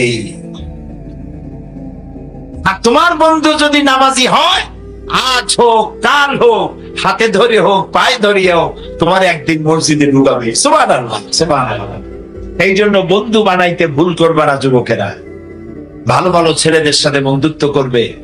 আজকে বলবে যে দেখো একটু ফেন্সিডিল খালি কি হবে, মাপসায় নেবে আল্লাহর কাছে, পরে টেস্ট করে দেখো, ভালো ঘুম হবে।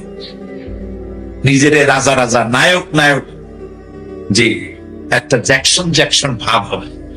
খাইয়া দেখো, 2 ফুটা খাবে, একদিন খালি কি হবে। শয়তানি কিন্তু এরকম বলে, ওই যেমন ডায়াবেটিস রোগীদের সামনে রসগোল্লা দিয়ে কয় হুজুর একটু খান, একদিন খেলি কি হবে।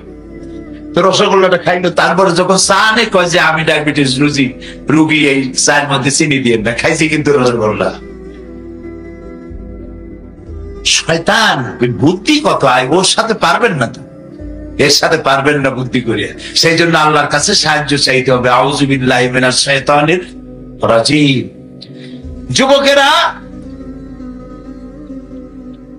তোমার যে বন্ধু তোমাকে ফেন্সিডিল খেতে বলবে, গান শুনতে বলবে, সিনেমায় যেতে বলবে, তুমি মনে করবে এটা বন্ধু নয়, এটা বন্ধুরূপী শয়তান।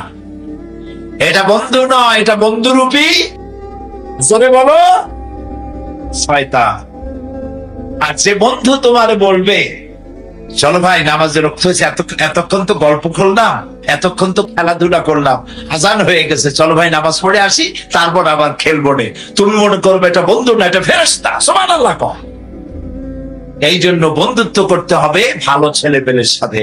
আর মুরব্বীদের বলবো, গভর্নমেন্টের আইন আছে, সবার জ্ঞাতার্থে বলছি, ফেন্সিডিল, জুয়া, মদ এগুলো নিষিদ্ধ। এগুলি কোথাও যদি কেউ খায় দেখতে পারেন, পুলিশে ধরিয়ে দেবেন, পুলিশে আচ্ছা তরে মেহমানদারি করে দেবে থানায় নিয়ে। পারবেন ধরাই দিতে? আপনার নিজের ছেলেও যদি। আর আমাদের বাংলাদেশ আলহামদুলিল্লাহ পৃথিবীর অন্যতম ভালো দেশ, আলহামদুলিল্লাহ। এখানে এমন বাপও আছে নিজের মদখোর, ফেন্সিডিল খোর ছেলেকে পুলিশের হাতে উঠাই দিয়েছে, সন্ত্রাসী ছেলেকে ধরে পুলিশের হাতে উঠাই দিয়েছে। এরকম বাপ মা আছে, আলহামদুলিল্লাহ, আলহামদুলিল্লাহ। নারায়ণগঞ্জের একটা সন্ত্রাসীকে মেরেছে র্যাব। র্যাবের নাম শুনলেও এখন লুজ মোশন শুরু হয়ে যায় সন্ত্রাসীদের। এত বড় মারাত্মক সন্ত্রাসী আমি তো চিন্তাও করতে পারি না যে অন্তত মায় না কান্দে পারে। সেই লোকটার নাম আমার মনে নাই, টেলিভিশনে ছবি দেখছি, যারা মারা হলো ওর নাম জানি কি। সেইটার লাশের কাছে গিয়ে তার মা থুতু মেরেছে, তার বউতে, তার ছেলেরা লাশের উপরে থুতু মেরেছে, এবং তারা বলেছে যে শয়তান পড়েছে, র্যাবের হায়াত তারাজ করুক আল্লাহ, এই শয়তান পড়ছে, ভালো করছে, শয়তানরে মারছে। প্রিয় ভাই সব যুবকেরা, এই রকমের জীবন যাপন করে লাভ কি? যে গ্রামের লোকেরা তোমারে দেখলে ভয় পায়, মেয়েগুলি কলিজা ধরফর করতে থাকে, আল্লাহ ওই মন্ত্রীর সাথে যেন দেখা না হয় রাস্তায়। এই নামগুলিও কিন্তু আজকাল খুব খারাপ রাখতেছে। আমি কি ঠিক বলছি কিনা? মুসলমান ছেলের নাম রাখি মন্টু, পল্টু, সেন্টু, আকাশ, বাতাস, অক্সিজেন। কোন এগুলি একটা নাম হইল? আপনি নিজেই সর্বনাশ করছেন। এই নামের ছেলে মেয়ে জীবনেও ভালো হবে না, লিখে রাখেন ডায়েরিতে। আপনি নাম যদি খারাপ রাখছেন, এ ছেলে জিন্দিগিতে ভালো হবে না। আপনি কি শুনেছেন কোথাও এই যে এত মাজার আছে না বাংলাদেশে, কত মাজার আছে না, কোন জায়গায় দেখছেন মন্টু রহমতুল্লাহ আলাইহির মাজার? অথবা এখন আপনাদের সামনে বক্তব্য রাখবেন মুফাসসিরে কোরআন হযরত মাওলানা সেন্টু সাহেব। সিন্ডিকেটে মানুষ মন্টু, সেন্টু, বল্টু, কপি কপি এই জাতীয় যত নাম রাখবেন, গুন্ডা হবে, মাস্তান হবে, শয়তান হবে, সেনাকার হবে, একটাও ভালো হবে। এই জন্য নাম রাখবেন ভালো ভালো নাম, মনে থাকবে, ভালো ভালো নাম রাখবেন, ভালো নাম, আরবি নাম। এগুলি আলেমদের কাছ থেকে জিজ্ঞাসা করে নিতে হবে কি নাম রাখবেন। তারপরে যুবকদেরকে বলতে চাই, যুবকেরা ভালো হয়ে চলতে হবে, চরিত্রবান হতে হবে, এমন জীবন যাপন করবে যাতে করে মেয়েরা তোমাকে দেখে ভয় না পায়, সেজন্য মনে করে তুমি তার ভাই, এবং তুমি অন্যের মেয়েকে দেখলে মনে করবা ওটা আমার মা অথবা আমার মায়ের পেটের বোন, তাহলে চোখটা খারাপ হবে না। তুমি যদি মরো, মৃত্যুর তো এইভাবে গ্যারান্টি নাই যে বুড়াগুলি আগে মরবে আর যুবকেরা দাড়ি না পাকা পর্যন্ত মরবে না, এরকম হবে নাকি? হবে। বৈশাখ মাসের ঝড় যখন আসে তখন কি খালি পাকা আম পড়ে না গুটি আমও পড়ে? গুটি আমারও বেশি পড়ে। কথা কি বুঝে মাথায় ঢোকে? কাজে এই কথা চিন্তা করার কোনো কারণ নাই। এই জন্য যুবকেরা এমন জীবন যাপন করো যাতে তুমি মরে গেলে পাড়ার লোকেরা যেন বলে আল্লাহ এত ভালো ছিল, মানুষের উপকার করতো ছেলেটা, আহারে ছেলেটা মরে গেল। এই যে কাউসার কত বড় কাজ করলো, বিরাট মাহফিলের আয়োজন করে দিল আমেরিকায় থেকে তার সাথী সঙ্গে নিয়ে, আলহামদুলিল্লাহ কর। ছেলে এরকম হওয়া উচিত যাতে পাড়া প্রতিবেশী দোয়া করে আল্লাহ এই ছেলেটার প্রতি রহম করো, ওর মায়ের প্রতিও রহম করো, এইরকম ছেলে পেটে রাখছে। আর যদি গুন্ডা হও, মাথায় এরকম বাল্লুকের মতো চুল, হাতে উল্লুকের মতো নখ, গলায় সোনার সেন, কি একখান ভাব। মানুষেরা কোনো বন্ধ নাই, শুনতে থাকেন। তারপরে মরে যাওয়ার পর লোকেরা বলবে আল্লাহ শয়তান একটা কমছে, বেঁচে গেছে। এরকম বললে সেটা কি ভালো হবে? যুবকেরা বলো ভালো হবে? হবে না। আমি যুবকদের কল্যাণ কামনা করি, ইসলাম যুবকদের কল্যাণ কামনা করে, নবী করিম সাল্লাল্লাহু আলাইহি ওয়াসাল্লাম যুবকদের কল্যাণ কামনা করেন, স্বয়ং আল্লাহ তাআলা যুবকদেরকে পছন্দ করেন। সুবহানাল্লাহ।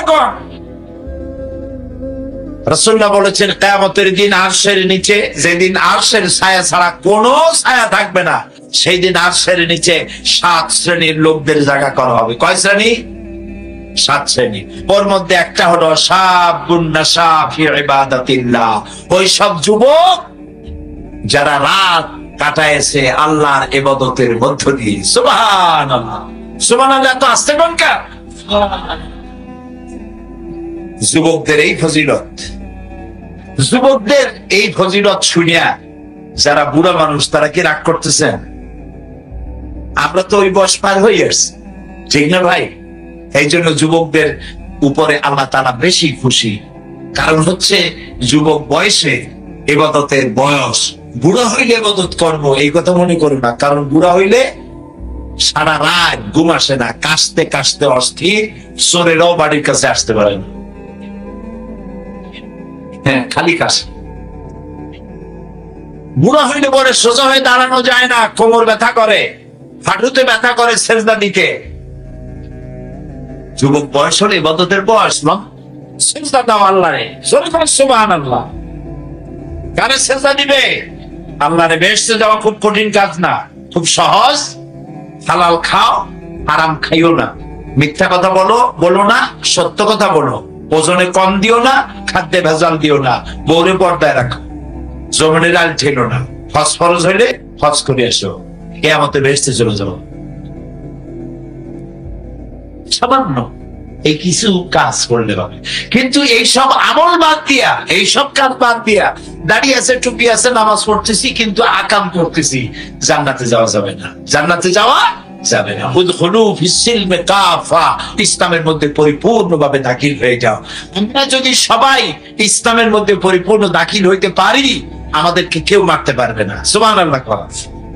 এই যারা আমাদেরকে সন্ত্রাসী বলে, আমি ইউরোপ আমেরিকার বক্তৃতা করি তো, সেসব জায়গায় আল্লাহ মেহেরবানি প্রত্যেক বছর আল্লাহ নেয়। আমি বলি দেখো, আমাদের সন্ত্রাসী করে লাভ নেই। সন্ত্রাসী তোমার দেশে, আমার দেশে না।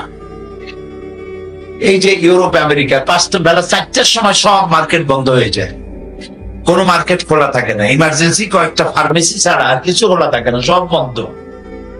তা বললাম তোমরা বন্ধ করো কেন? এই জন্য বন্ধ করো যে সন্ত্রাসীদের হাত থেকে বাঁচতে পারবে না, চুরি হতে পারে, ডাকাতি হইতে পারে, লুটপাট হইতে পারে। এই ভয়তে বেলা 4টার সময় ইউরোপ আমেরিকার সব দোকান বন্ধ।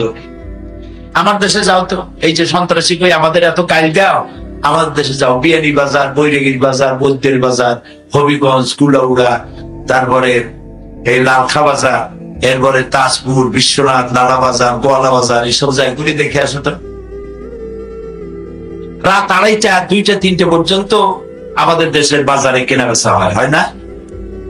হয় কেনা কর, কোটি কোটি টাকার বিক্রি হয়, পুলিশ খুঁজেও পাওয়া যায় না, ভর্তা খাইতেও পাওয়া যায় না।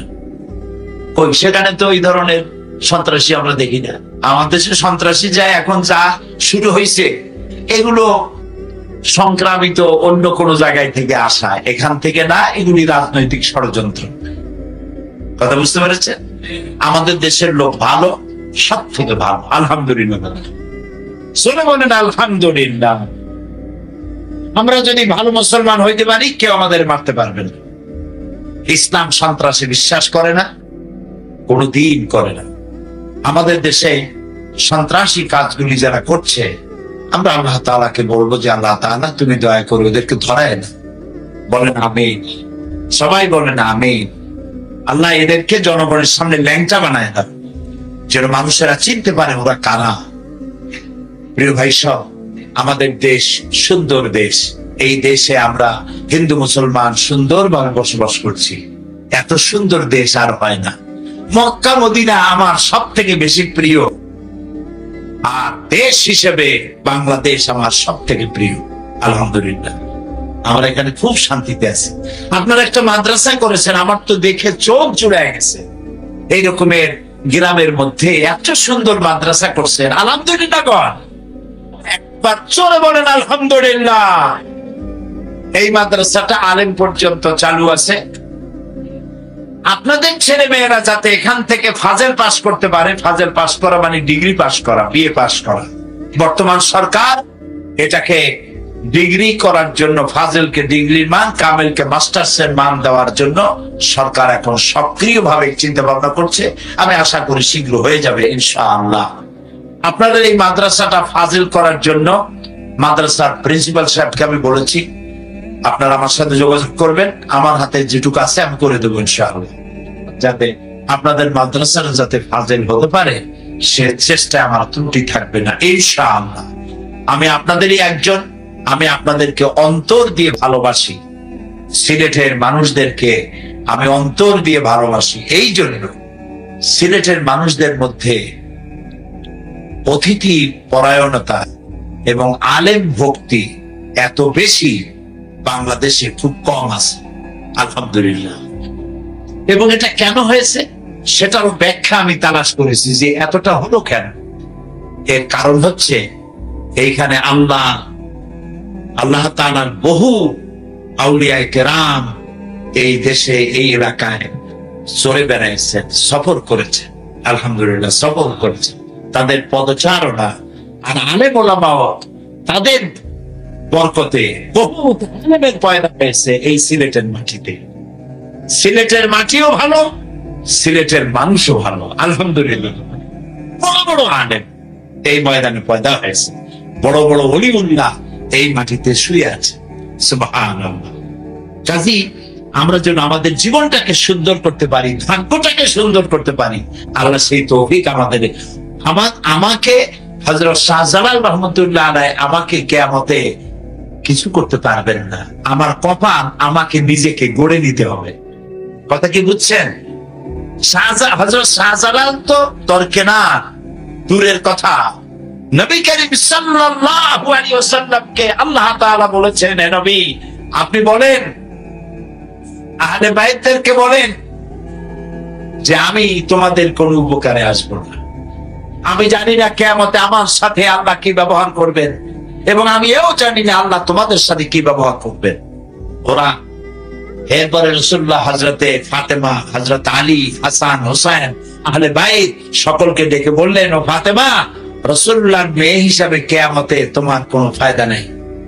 ও আলী, রাসূলুল্লাহর জামাই হিসাবে কিয়ামতে তোমার কোনো ফায়দা নাই। ও হাসান আর হোসেন, কিয়ামতের দিন মুহাম্মদ সাল্লাল্লাহু আলাইহি ওয়াসাল্লামের নাতি হিসাবে তোমার কোনো ফয়সালা নাই। পাস করতে পারে না, আদায় করতে পারে না, সে আল্লাহর শুকরিয়া আদায় করতে পারে না। এই গ্রাম্য অঞ্চলে এত সুন্দর বিশাল প্যান্ডেল, এত সুন্দর মাইক সিস্টেম, এরকম সুন্দর একটি আয়োজনের পেছনে যারা, তাদের জন্য দোয়া করা দরকার, ঠিক না?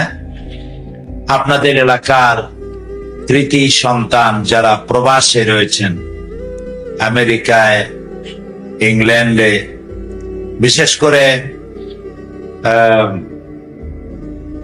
কাউসার আহমেদ মারুফ আপনাদের এলাকার সন্তান, মৌলানা নুরুল ইসলাম, ফয়সাল, ইকবাল, আলী আহমদ, সোহেল সহ আমেরিকা এবং ইউরোপে এই এলাকার যে সমস্ত প্রবাসী যুবকেরা আছেন যারা কাজ করছেন সেখানে, এই মাহফিলের পেছনে তাদের যথেষ্ট অবদান আছে এবং তারা আমার সঙ্গে যোগাযোগ করেছেন। আজকেও কাউসার আমেরিকা থেকে 2 বার আমার সঙ্গে যোগাযোগ করেছেন টেলিফোনে। এই মাহফিলটা যাতে সফল হয়, সুন্দর হয়, সেজন্য তারা রাত জেগেছে, কষ্ট করেছে, দোয়া করেছে, চেষ্টা করছে। আমরা দোয়া করি আল্লাহ রাব্বুল আলামিন এইসব প্রবাসী বাংলাদেশি, বিশেষ করে সিলেটে, আল্লাহ তাআলা তাদের প্রতি রহম করুন, ভালো করুন। সবাই বলেন আমিন। এবং আমাদের যে সমস্ত ছেলেরা ইউরোপে, আমেরিকা আছে, যারা কাগজপত্রের অভাবে সেখানে নিয়ম মাফিক লিগ্যাল হতে পারছে না, অসুবিধা আছে, আল্লাহ তাআলা তাদের কাগজপত্রগুলি সুযোগ করে দিন, আল্লাহ তাআলা সহযোগিতা করুন, রহম করুন। সবাই বলি আমিন। এবং সেখানে তারা দ্বীন ও ঈমান নিয়ে থাকতে পারে, আল্লাহ সে তৌফিক তাদেরকে দান করুন। প্রিয় ভাই সব, আপনারা কষ্ট করে এসেছেন কোরআনে কারীম শোনার জন্য। আর কোরআন হচ্ছে পৃথিবীর মুসলমানদের জন্য নয়, শুধু বিশ্ববাসীর জন্য আল্লাহর দেওয়া সর্বশ্রেষ্ঠ হেদায়েতের কিতাব। এর থেকে শ্রেষ্ঠ হেদায়েতের কিতাব আকাশের নিচে, জমিনের উপরে আর নাই। নবী করিম সাল্লাল্লাহু আলাইহি ওয়াসাল্লাম এই কিতাবখানা দিয়েই একটি বিরাট পরিবর্তন এনেছিলেন সমাজের মধ্যে, রাষ্ট্রের মধ্যে। যেখানে চুরি ছিল, ডাকাতি ছিল, জেনা ছিল, হত্যা ছিল, মানুষে সংঘর্ষ ছিল, মানুষ কেনা বেচা হইতো। গরু ছাগল যেমন আমাদের দেশে কেনা বেচা হয় না, এরকম মানুষ কেনা বেচা হতো। এই যে দুরবস্থা ছিল পৃথিবীর, সেই দুরবস্থা থেকে মানুষকে একটি ভালো পর্যায়ে আনার জন্য আল্লাহ তাআলার চাইতে মানুষের জন্য কল্যাণকামী আর কি কেউ আছে? এরকম আসতে বললেন কেন? আর কি কেউ আছে? না। সেই মহা কল্যাণকামী আল্লাহ তাআলা, তিনি নবী করিম সাল্লাল্লাহু আলাইহি ওয়াসাল্লামকে পৃথিবীতে পাঠালেন আর একখানা কিতাব তার সাথে দিলেন। কিতাবখানার নাম কি? কোরআন। আল্লাহ ইসলামের মাধ্যমে মানুষকে যত কল্যাণ করেছেন, কিসের মাধ্যমে? ইসলামের মাধ্যমে যত কল্যাণ করেছেন, তার মধ্যে 2টি কল্যাণ সব থেকে বড়। একটি হলো নবুয়ত, আর একটি হলো কিতাব। মুখস্থ করুন, একটি হলো নবুয়ত, আর একটি হলো কিতাব। কিতাব, যদি শুধু নবী পৃথিবীতে আসতেন আর আল্লাহ যদি কিতাব না দিতেন, তাহলে সর্বনাশ হয়ে যেত। মানুষেরা নবীদেরকেই আল্লাহ বানায় ফেলাইতো, ঠিক না? ঈসা আলাইহিস সালাম রে আল্লাহ বানায় নাই, লোকেরা আল্লাহর ছেলে বানাইছে প্রথম। এখন তো আল্লাহই বানায় ফেলাইছে তারা। তিনি ত্রাণকর্তা, তিনি গুনাহ মাফকারী, তিনি আসবেন মানুষকে উদ্ধার করার জন্য ইত্যাদি। আবার ইহুদিরা হযরত উযায়েরকে আল্লাহর পুত্র বানাইছে এবং নিজেরা আল্লাহর নাতি পুতি ইত্যাদি হয়েছে। নাউযুবিল্লাহ। তো কিতাব যদি না আসতো, শুধু নবী আসতেন, তাহলে এই সমস্যাটা হইতো। আর যদি শুধু কিতাব পাঠানো হতো, নবী না দেওয়া হইতো, তাহলে মাঝিহারা নৌকার মতো অবস্থা হতো মানুষের। যে নৌকায় মাঝি থাকে না, সে নৌকার অবস্থা কি হয়? নদীতে তুফান চলতেছে, কখনো এই কূলে ধাক্কা খাবে, কখনো ও কূলে ধাক্কা খাবে, দুই কূলের ধাক্কা খেয়ে মাঝখানে এসে ডুবে যাবে আরোহী সুদ্ধা, ঠিক না? এই জন্য আল্লাহ রাব্বুল আলামিন নবী দিলেন, আর কি দিলেন? কিতাব দিলেন। সুবহানাল্লাহ বলেন। এই কিতাব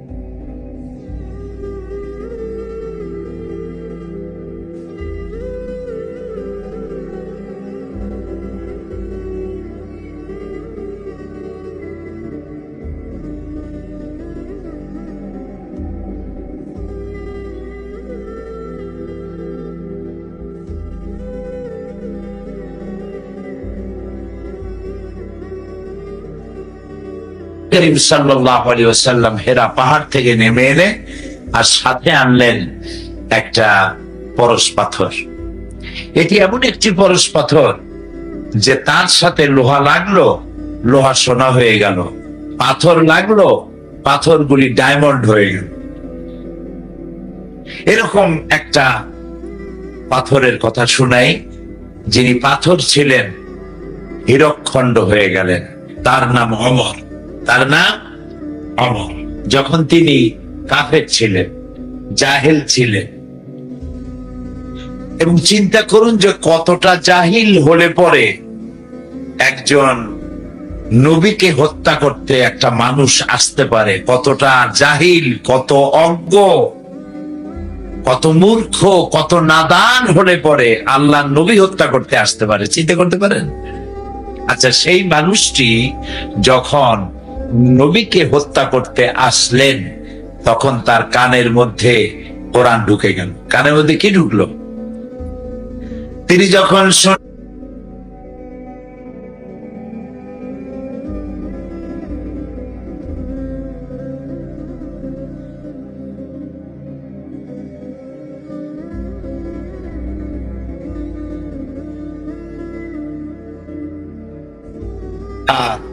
কানের মধ্যে ঢুকে কলজের মধ্যে গিয়ে ঢুকছে। হযরত ওমর বোন রে ভগ্নিপতিরে পিটাই টিটাই থুইয়া তারপরে কোরআনের আওয়াজ শুনতে পেয়ে বুঝতে পারলো যে নিশ্চয়ই এরা জান দিতে চায়, তবু কোরআন ছাড়বে না। কি মজা এই কোরআনে! আমাকে নিয়ে চলো মুহাম্মদ সাল্লাল্লাহু আলাইহি ওয়াসাল্লামের কাছে। নবী করিম সাল্লাল্লাহু আলাইহি ওয়াসাল্লাম তখন বসা ছিলেন কয়েকজন সাহাবী নিয়ে গোপন একটা ঘরে। হযরতে আলী বলছেন, হযরত হামজা বলছেন, ইয়া রাসূলুল্লাহ, আমি দেখতে পাচ্ছি ওমর আসতেছে তরবারি নিয়ে, আমাকে হুকুম করুন, আমি তাকে দেখে নিই। রাসূলুল্লাহ বললেন, না, আসতে দাও, তাকে আসতে দাও। হযরত ওমর তরবারি হাতে নিয়ে, তরবারিটা হাতে আছে, ওই অবস্থায় ঢুকেছে। রাসূল জিজ্ঞেস করলেন, ওমর, কি মতলব নিয়ে এসেছ? ওমর বলছেন, মতলব তো খুবই খারাপ ছিল, খুব কুমতলব নিয়ে এসেছিলাম, কিন্তু কোরআন তো আমাকে উলট পালট করে দিল। আমি এখন জীবনের 26টি বছর অন্ধকারের মধ্যে কাটিয়ে দিয়েছিলাম, আমি এখন আলোর সন্ধান চাই। আল্লাহর নবী বলেন, ওমর, তুমি পড়ে নাও লা ইলাহা ইল্লাল্লাহু মুহাম্মাদুর রাসূলুল্লাহ।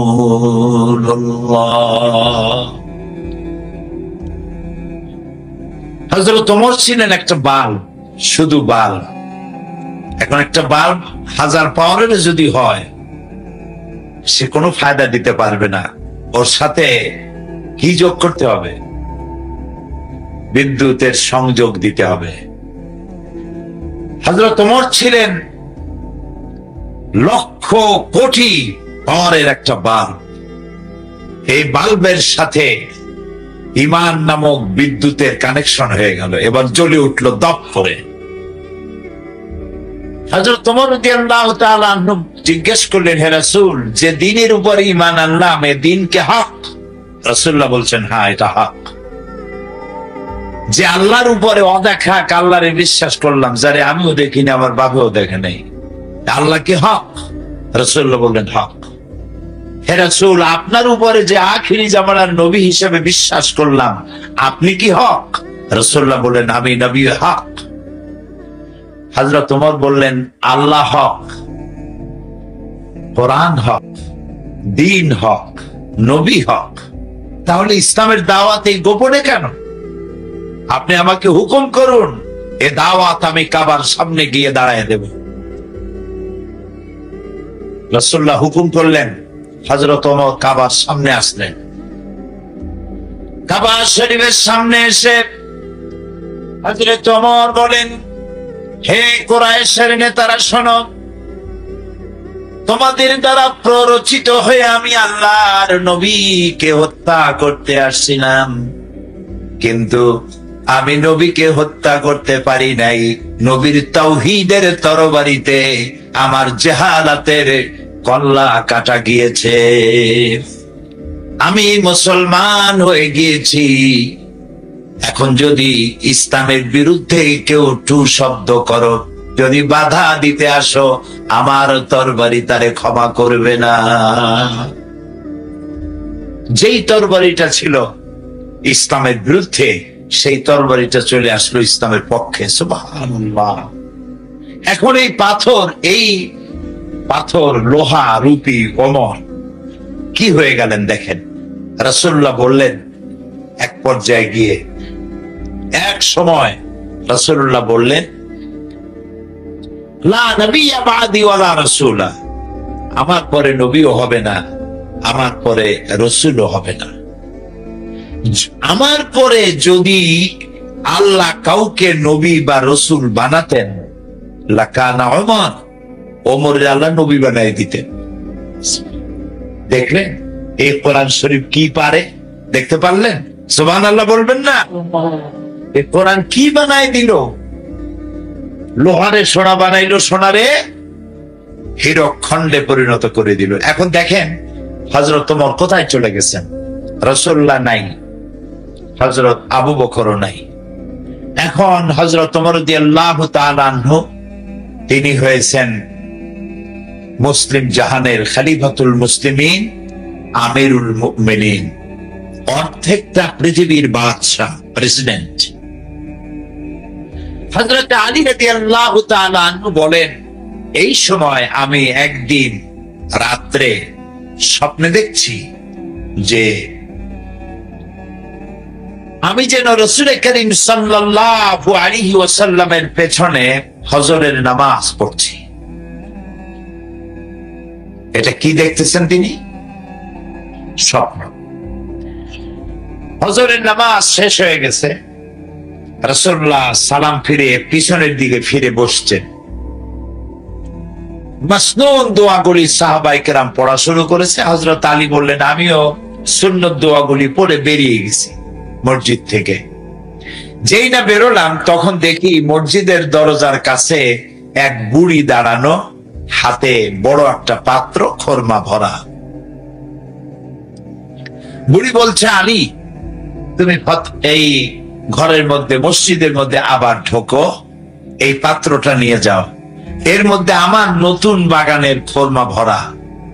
হযরত ওমরকে বলো, রাসূলুল্লাহকে বলো, তিনি যেন নিজে খান এবং সাহাবায়ে কেরামদের মধ্যে ভাগ করে দেন, তাহলে আমার বাগানে খরমায় বরকত হবে। হযরত আলী রাদিয়াল্লাহু তাআলা মসজিদের মধ্যে ঢুকলেন এবং রাসূলুল্লাহকে পাত্রটা দিলেন। রাসূলুল্লাহ পাত্রটা হাতে নিয়ে একটা খরমা হযরত আলীর মুখের মধ্যে দিয়ে দিলেন। হযরত আলী খরমাটা চিবোচ্ছেন এমন সময় ফজরের আজান হয়ে গেল, ঘুম ভেঙে গেল। হযরত আলীর ঘুম ভাঙছে ঠিকই, কিন্তু রসুলের হাতের দেওয়া খোরমার স্বাদ হযরত আলীর মুখের মধ্যে তখনও ছিল। তিনি উজু করে মসজিদে নববীর মধ্যে চলে গেলেন। যে দেখছেন হযরত ওমর ইমামতির জায়গায় দাঁড়ান। ইকামত হয়ে গেল, নামাজ শেষ। হযরত ওমর পিছনে ফিরে বসছেন। হযরত আলী রাদিয়াল্লাহু তাআলা আনহু তিনি সুন্নত দোয়াগুলি পড়ে মসজিদ থেকে বেরিয়েছেন। গেটের সামনে গিয়ে দেখেন এক বুড়ি দাঁড়ানো, হাতে এক পাত্র খোরমা। এখন কি স্বপ্ন না বাস্তব? এখন এটা বাস্তব। বুড়ি বলছেন, ওমর, হে আলী, এই খোরমাগুলি নিয়ে যাও, আমার নতুন বাগানের খোরমা, নিয়ে হযরত ওমরকে দাও, তিনি নিজে খাবেন আর রাসূলুল্লাহর সাহাবীদের মধ্যে ভাগ করে দেবেন, তাহলে আমার খোরমার বাগানে বরকত হবে। হযরত ওমর চিন্তা করছে, স্বপ্নে দেখলাম, স্বপ্ন এরকম বাস্তব হয় নাকি? সাথে সাথে কি আশ্চর্য! তিনি খোরমা নিয়ে গেলেন ভিতরে, হযরত ওমরকে দিলেন আর ঘটনাটা শুনাইলেন। হযরত ওমর পাত্রটা হাতে নিয়ে একটা খোরমা উঠাইয়া হযরত আলীর মুখের মধ্যে দিয়ে দিলেন। হযরত আলী খোরমাটা খেতে খেতে বললেন, ইয়া ওমর, জিদনি তামরাতান উখরা। হে ওমর, এই খোরমার জাতটা খুব ভালো, এত সুন্দর মিষ্টি লাগতেছে, তুমি আমার একটা বেশি দাও। আমার যদি দুই একটা বেশি দাও তাহলে কারো ভাগে কম পড়বে না, খোরমা তো বেশি আছে, আমাদের দাও না একটা বেশি। হযরত ওমর বলছেন, ইয়া আলী, লাউ আন্না রাসূলুল্লাহ সাল্লাল্লাহু আলাইহি ওয়াসাল্লাম যাদাক লাজিদনাক। হে আলী, স্বপ্নের ভিতরে রাসূলুল্লাহ যদি তোমারে একটার বেশি খোরমা দিতেন, আমিও তোমারে একটার বেশি খোরমা দিতাম। হযরত আলী চোখ গেছে এত বড় হয়ে, কয় কি? হযরত আলী বলছেন, ইয়া ওমর, আহিয়া রুইয়া রাআইতাহা আম হিয়া গায়বুন আম ইত্তালা'ত আলাই। হে ওমর, এটা কি তুমি আমার মতো স্বপ্নে দেখছো, না গায়ব থেকে তোমাকে জানানো হয়েছে? তুমি জানলা কেমনে যে রাসূলুল্লাহ আমারে একটা খোরমা দিছিলেন? হযরত ওমর বলছেন, ইয়া আলী, ওয়াল্লাহি মা হিয়া রুইয়া ওয়ালা গায়ব। হে আলী, আল্লাহর কসম, এটা স্বপ্নও নয়, আমি তোমার মতো স্বপ্নেও দেখিনি, আর গায়েব থেকেও আমাকে এটা জানানো হয়নি। ওয়ালাকিন্নাল মুমিনা ইযা আখলাসা কলবাহু ইয়ারা বিনুরিল্লাহ। আসল কথা হচ্ছে, একজন আল্লাহর বান্দা যখন আল্লাহর জন্য হয়ে যায়, একজন আল্লাহর গোলাম যখন আল্লাহর জন্য নিবেদিত হয়ে যায়, তখন আল্লাহর সাহায্যই সে দেখতে পায়। সুবহানাল্লাহ। এবার চিন্তা করুন, হযরত ওমর কোথায় ছিল, কোরআন তাকে কোথায় উঠায় দিল। সুবহানাল্লাহ বলবেন না? এই জন্য কোরআনের সাথে যদি কেউ আদব রক্ষা করে, কোরআনকে সম্মান করে, কোরআন অনুযায়ী জীবন চালায়, আল্লাহ তাআলা, সে যদি জিরো থাকে আল্লাহ তারে হিরো বানায় দেন। সুবহানাল্লাহ। আর যদি কোনো হিরো কোরআনের সাথে বেয়াদবি করে, তাহলে আল্লাহ তাআলা তাকে হিরো রে কি বানায়, শূন্যের কোটায় পৌঁছায় দেয়, পচায় দেয়। দুনিয়ায় কোনো নাম থাকে না, নামও থাকে না, বদনাম, কেউ সম্মান করে না। এগুলি আমরা দেখছি, ইতিহাসেও পড়েছি, চোখেও দেখছি। প্রিয় ভাই সব, তো এই কোরআন আসলো পৃথিবীর মানুষের কল্যাণের জন্য। আলহামদুলিল্লাহ বলেন, সবাই বলেন আলহামদুলিল্লাহ। এখন এই কোরআনের বক্তব্য হচ্ছে এই, আমরা যেন খাঁটি মুসলমান হয়ে যাই। যারা আমরা ইসলাম মুসলমানের দাবি করি, আমরা যেন খাঁটি মুসলমান হই, এটাই হলো কোরআনের দাবি। আলহামদুলিল্লাহ। আল্লাহ রাব্বুল আলামিন বলেন, ইয়া আইয়ুহাল্লাযীনা আমানু দুখুলু ফিস সিলমি কাফা ওয়া লা تتبعوا خطوات الشيطان إنه لكم عدو مبين। হে বিশ্বাসীরা, তোমরা যারা ঈমান এনেছো শোনো, ইসলামের মধ্যে সিলমের মধ্যে পরিপূর্ণভাবে দাখিল হয়ে যাও, আর শয়তানের ইত্তেবা করো না। শয়তান তোমাদের প্রকাশ্য দুশ্মন। আমাদের দুশ্মনকে শয়তান, বন্ধুকে আল্লাহ এবং তার রাসূল। বন্ধুকে বলেন আল্লাহ এবং তার রাসূল, আর শত্রুকে শয়তান। শয়তানরে যদি আপনি শত্রু বানাইতে পারেন, তাহলে আল্লাহ এবং রাসূল আমাদের জন্য কি হবেন? বন্ধু হবেন। আর আল্লাহ রাসূলের সাথে যদি নাফরমানি করেন, তাহলে শয়তান কি হবে? বন্ধু হবে। আর শয়তান যদি বন্ধু হয়, তাহলে খাসিরাত দুনিয়া ওয়াল আখিরা, যালিকা হুয়াল খুসরানুল মুবিন। আমও যাবে, ছালাও যাবে, কিছুই থাকবে না। এখন আমি আপনাদের কাছে জিজ্ঞেস করতে চাই, আমরা কারে বন্ধু বানাইতে চাই, আল্লাহ রে না শয়তান রে? যারা জবাব দিলেন না, তারা কিন্তু বিপদে পড়বেন।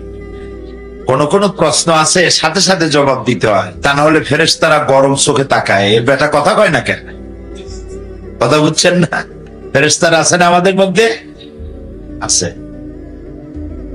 তাহলে বলেন, বন্ধু বানাবেন কারে আর শত্রু বানাবেন কারে? এখন আল্লাহরে বন্ধু বানাইতে হইলে কি কি করা লাগে, আর শয়তানরে দুশ্মন বানাইতে হইলে কি কি করা লাগে, সেই ব্যাখ্যাটা না জানলেই মানুষ নিজের অজান্তেই শয়তানরে বন্ধু বানাবে, আল্লাহরে দুশ্মন বানাবে। যেমন মানুষ আর পশু, মানুষ আর পশু, মানুষ আর পশু, এ দুইয়ের খাসলত কি এক হওয়া উচিত? বলেন উচিত না।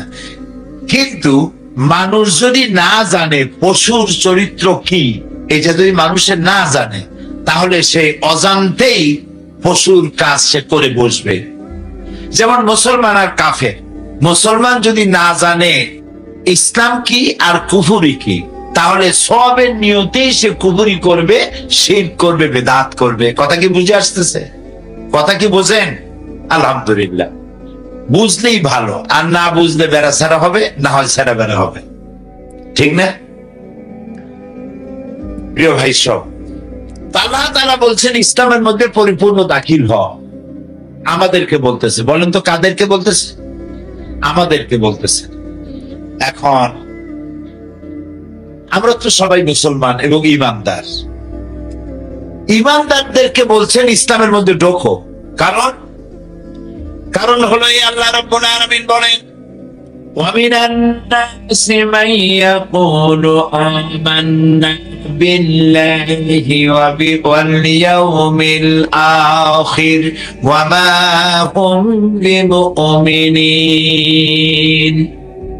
মানুষের মধ্যে এমন বহুত মানুষ আছে যারা বলে, লোকেদের মধ্যে এমন বহু লোক আছে যারা বলে যে আমরা আল্লাহর উপর ঈমান এনেছি, পরকালেও বিশ্বাস করেছি। আর আল্লাহ বলেন কি?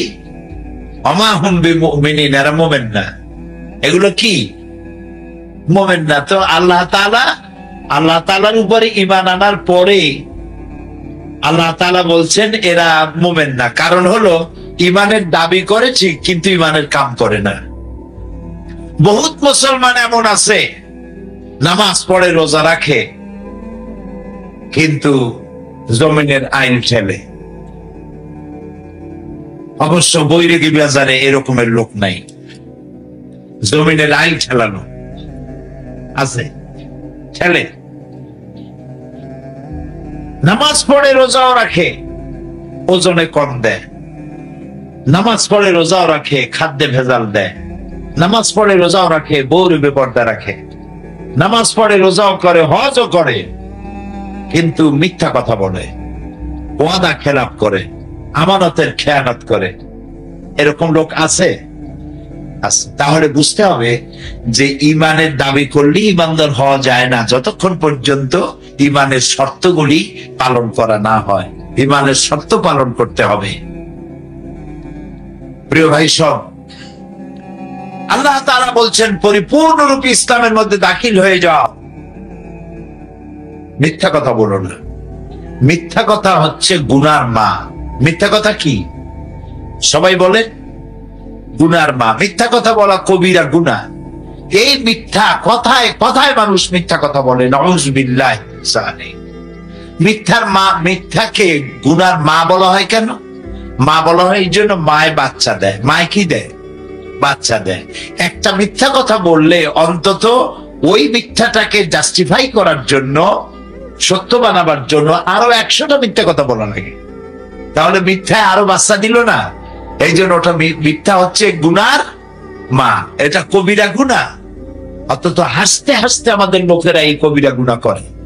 আল্লাহ আমাদের মাফ করুন। বলেন আমিন, বলেন আমিন। জমিনের আইল ঠেলে। আচ্ছা দেখেন, নামাজ পড়তে পড়তে কপালে দাগ লাগছে, ঠিক কপালে দাগ লেগে গেছে, কিন্তু জমিনের আইল ঠেলতেছে।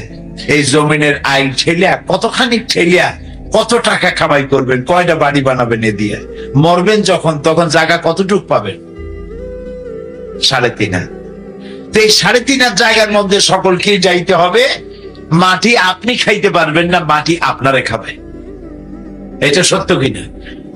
আর মানুষের চাওয়ার কোনো শেষ নাই, খালি খাইতে চায়, আরো চাই, আরো চাই।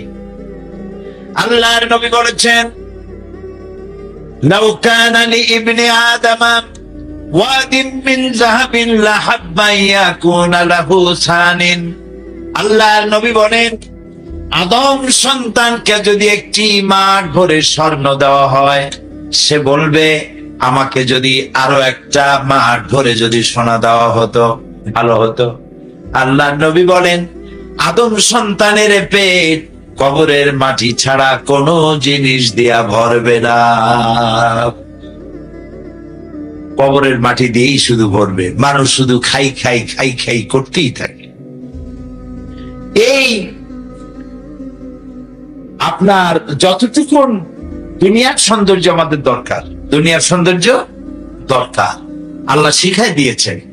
রব্বানা আতিনা ফিদ দুনিয়া হাসানাতাও ওয়া ফিল আখিরাতি হাসানা ওয়া কিনা আযাবান নার। পড়েন আমার সাথে, রব্বানা আতিনা ফিদ দুনিয়া হাসানাতাও ওয়া ফিল আখিরাতি হাসানা ওয়া কিনা আযাবান নার। আল্লাহ তাআলা শিখাচ্ছেন, আমার কাছে দোয়া করো, আয় আমার রব, আমাকে দুনিয়ার সুখ সৌন্দর্য দাও, আখিরাতেরও সুখ সৌন্দর্য আমারে দাও, আর জাহান্নামের কঠিন আযাব থেকে আমারে তুমি বাঁচাও। বলেন আমিন, সবাই বলেন আমিন। প্রিয় ভাই সব, আমি মানুষকে বুঝাইতে গিয়ে বলি, এই যে আমাদের লোকেরা যারা বিদেশে আছে, লন্ডনে আছে, আমেরিকা আছে, আমাদের দেশের অনেক লোকেরা সেখানে, কেউ কেউ, সব না, কিছু লোক আছে যারা মদের ব্যবসা করে, তারপরে সুদের কারবার করে। আমি তাদের বলি, ভাই এই যে মদের ব্যবসা করেন, সুদের ব্যবসা করেন, এটা তো হারাম। এই ব্যবসাটা করা কি হারাম? কোন শরীয়ত বলবে না এটা জায়েজ আছে। এই যে হারাম ব্যবসাটা করে যে টাকা আপনি কামাচ্ছেন, এই কামাই তো খাইতেছে আপনার বউতে, ছেলেতে, মেয়েতে, মায় বাপে, সবাই খাইতেছে। কিন্তু আপনি পাপ কামাই করতেছেন বলে কিয়ামতের দিন আপনাকে জাহান্নামে যেতে হবে। এই পাপের ভাগ তো মায়ও নেবে না, বাপেও নেবে না। নেবে? বলেন নেবে? বউতে নেবে? ছেলে মেয়েতে নেবে? তো কষ্ট করে কামাই করবেন আপনি, সুখ ভোগ করবে সবাই, আর কিয়ামতের দিন সবটা পাপের বোঝা নিয়ে আপনি একা দোজখে যাবেন। এই কাম তো পাগলেরও করা উচিত না, ঠিক কিনা? কাজে আপনাদের সন্তান, সিলেটের লোকেরাই বেশি পরিমাণ বিদেশে কাজ বাজ করেন, আলহামদুলিল্লাহ বলেন, সবাই বলেন আলহামদুলিল্লাহ। তাদের মধ্যে যারা এই ধরনের হারাম ব্যবসায় আছে বলে আপনাদের জানা আছে, তাদেরকে আপনারা বলবেন যে বাবা এই কাজ করার দরকার নাই, হালাল ব্যবসা করো। বলবেন এইটা? আপনারা বলবেন? আল্লাহ যেন তৌফিক দেন। বলেন আমিন, বলেন আমিন। আপনাদের ছেলে যদি এরকম থাকবে, বলবেন বাবা তুমি আমার সন্তান, আমি তোমার পিতা, আমি তোমাকে অনুরোধ করছি, তোমাকে হুকুম করছি, তুমি এই হারাম ব্যবসা ছেড়ে দাও, কত ভালো ভালো ব্যবসা আছে, হালাল ব্যবসা করো, এটা করো না। এটা করিয়া তুমিও দুজকে যাবা আর আমিও বিপদে পড়বো, কাজে এই কামটা করো না, নিষেধ করে দিবেন। আমাদের লোকেরা বিদেশে যারা আছে আলহামদুলিল্লাহ, খালি যে মদের ব্যবসা করে তা না, অনেক ভালো ভালো ব্যবসাও করে, কোন আলহামদুলিল্লাহ, এবং বিরাট বিরাট কাজ করে। এই সিলেটে আপনাদের এই এলাকার, এই বিশাল এলাকার লোকেরা লন্ডন শহরে বিরাট বিরাট মসজিদ করেছে আলহামদুলিল্লাহ বলে। আমি 1978 সনে 78-এ সর্বপ্রথম আমেরিকা সফর করি। তখন নিউ ইয়র্ক সিটিতে, নিউ ইয়র্ক সিটিতে আমি মসজিদের কথা শুনেছি। তখন মসজিদ ছিল মাত্র 17টা কি 18টার মতো। এখন সেই একটা সিটিতেই 6 মসজিদ হয়ে গেছে। লন্ডন ইংল্যান্ডে আজ থেকে 150 বছর আগে মসজিদ ছিল মাত্র একটা। সেই ইংল্যান্ডে এখন মসজিদের সংখ্যা 8000 ছাড়াই গেছে। এরকম আসতে সুবহানাল্লাহ কইলেন, জোরে বলেন আলহামদুলিল্লাহ। এই সিলেটের লোকেরা করেছে, তারা যা কামাই করে, রোজগার করে, তার থেকে একটা বিরাট অংশ মাদ্রাসা মসজিদে সমানে দিতে থাকে। লন্ডনের সব থেকে বড় মসজিদ বাংলাদেশিরা করেছে, এই সিলেটের লোকেরাই করেছে, বেশিরভাগ সিলেটি। সেটা হলো ইস্ট লন্ডন মসজিদ। ইস্ট লন্ডন মসজিদ ইউরোপের সব থেকে বড় মসজিদ। 10,000 লোক মসজিদের ভেতরে নামাজ পড়তে পারে। এখন চিন্তা করেন, 10,000 লোক একটা মসজিদের মধ্যে নামাজ পড়তে হলে মসজিদটা কত বড়। বাংলাদেশি টাকায় খরচ হয়েছে প্রায় 120 কোটি টাকার মতো খরচ বাংলাদেশি টাকা। সেখানে আমি কালেকশন করেছি, অন্যরা করেছে। মসজিদে যখন টাকা চেয়েছি, মাহফিল করেছে আমাকে নিয়ে, মাহফিল করেছে। যখন টাকা চেয়েছি, মহিলারা, সিলেটি মহিলারা গলার হার, হাতের চুড়ি, কানের দুল খুলে খুলে দিয়ে দিয়েছে। পুরুষেরা কামাই করা টাকা উনি উজাড় করে দিয়েছে, লক্ষ লক্ষ পাউন্ড দিয়েছে। সুবহানাল্লাহ সুবহানাল্লাহ। গির্জাগুলি মসজিদ হয়ে গিয়েছে আলহামদুলিল্লাহ, বহুত গির্জা আলহামদুলিল্লাহ। এই বিরাট কাজ প্রবাসী মুসলমানরা বিদেশে করতেছে আলহামদুলিল্লাহ। বলেন মাদ্রাসা বানাচ্ছে, অনেক মাদ্রাসা হয়েছে, অনেক মাদ্রাসা হয়েছে।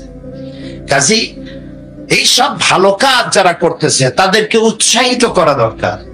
আর যারা হারাম ব্যবসা আছে তাদেরকে, তাদের আত্মীয় স্বজন যারা আছে তাদের বলা দরকার, বাবা আমি তোমার টাকা পয়সা চাই না, তুমি আল্লাহর রাস্তায় হালাল ব্যবসা করো। ঠিক বললাম ভাই? এই কাজটি সকলের করা দরকার। প্রিয় ভাই সব, আল্লাহ তাআলা বলছেন উদখুলু ফিস-সিলমি কাফা, পরিপূর্ণভাবে ইসলামের মধ্যে দাখিল হয়ে যাও। বহু মুসলমান আছে, এই মাহফিলও আছে, থাকতে পারে নাও থাকতে পারে, ওয়াজ শোনে কিন্তু নামাজ পড়ে না, এরকম আছে। আমি মনে করি আপনাদের মধ্যে এরকম নাই আলহামদুলিল্লাহ। কোন ওয়াজ শুনতে যায় যত দূর হোক, কিন্তু নামাজ পড়ে না। নামাজ পড়া হলো ফরজ, ওয়াজ শোনা নফল। কোন কোন ক্ষেত্রে ফরজ, যে কিছুই জানে না তার জানার জন্য ফরজ, আর যে জানে তার জন্য নফল। তো ওয়াজ শুনতে আসলেন, নামাজ পড়লেন না। আচ্ছা আপনারা বলেন তো, শয়তান আল্লাহর হুকুম ভঙ্গ করছিল কয়টা? মাত্র একটা। আচ্ছা এবার বলেন তো, 24 ঘন্টার মধ্যে ফরজ নামাজ কয় ওয়াক্ত? 5 ওয়াক্ত নামাজের মধ্যে আল্লাহর হুকুম কয়টা? ফরজ কয়টা? 17টা। 17টা। 5 ওয়াক্ত নামাজের মধ্যে আল্লাহর 17টা হুকুম ফরজ। শয়তান সারা জীবনে আল্লাহর হুকুম লঙ্ঘন করে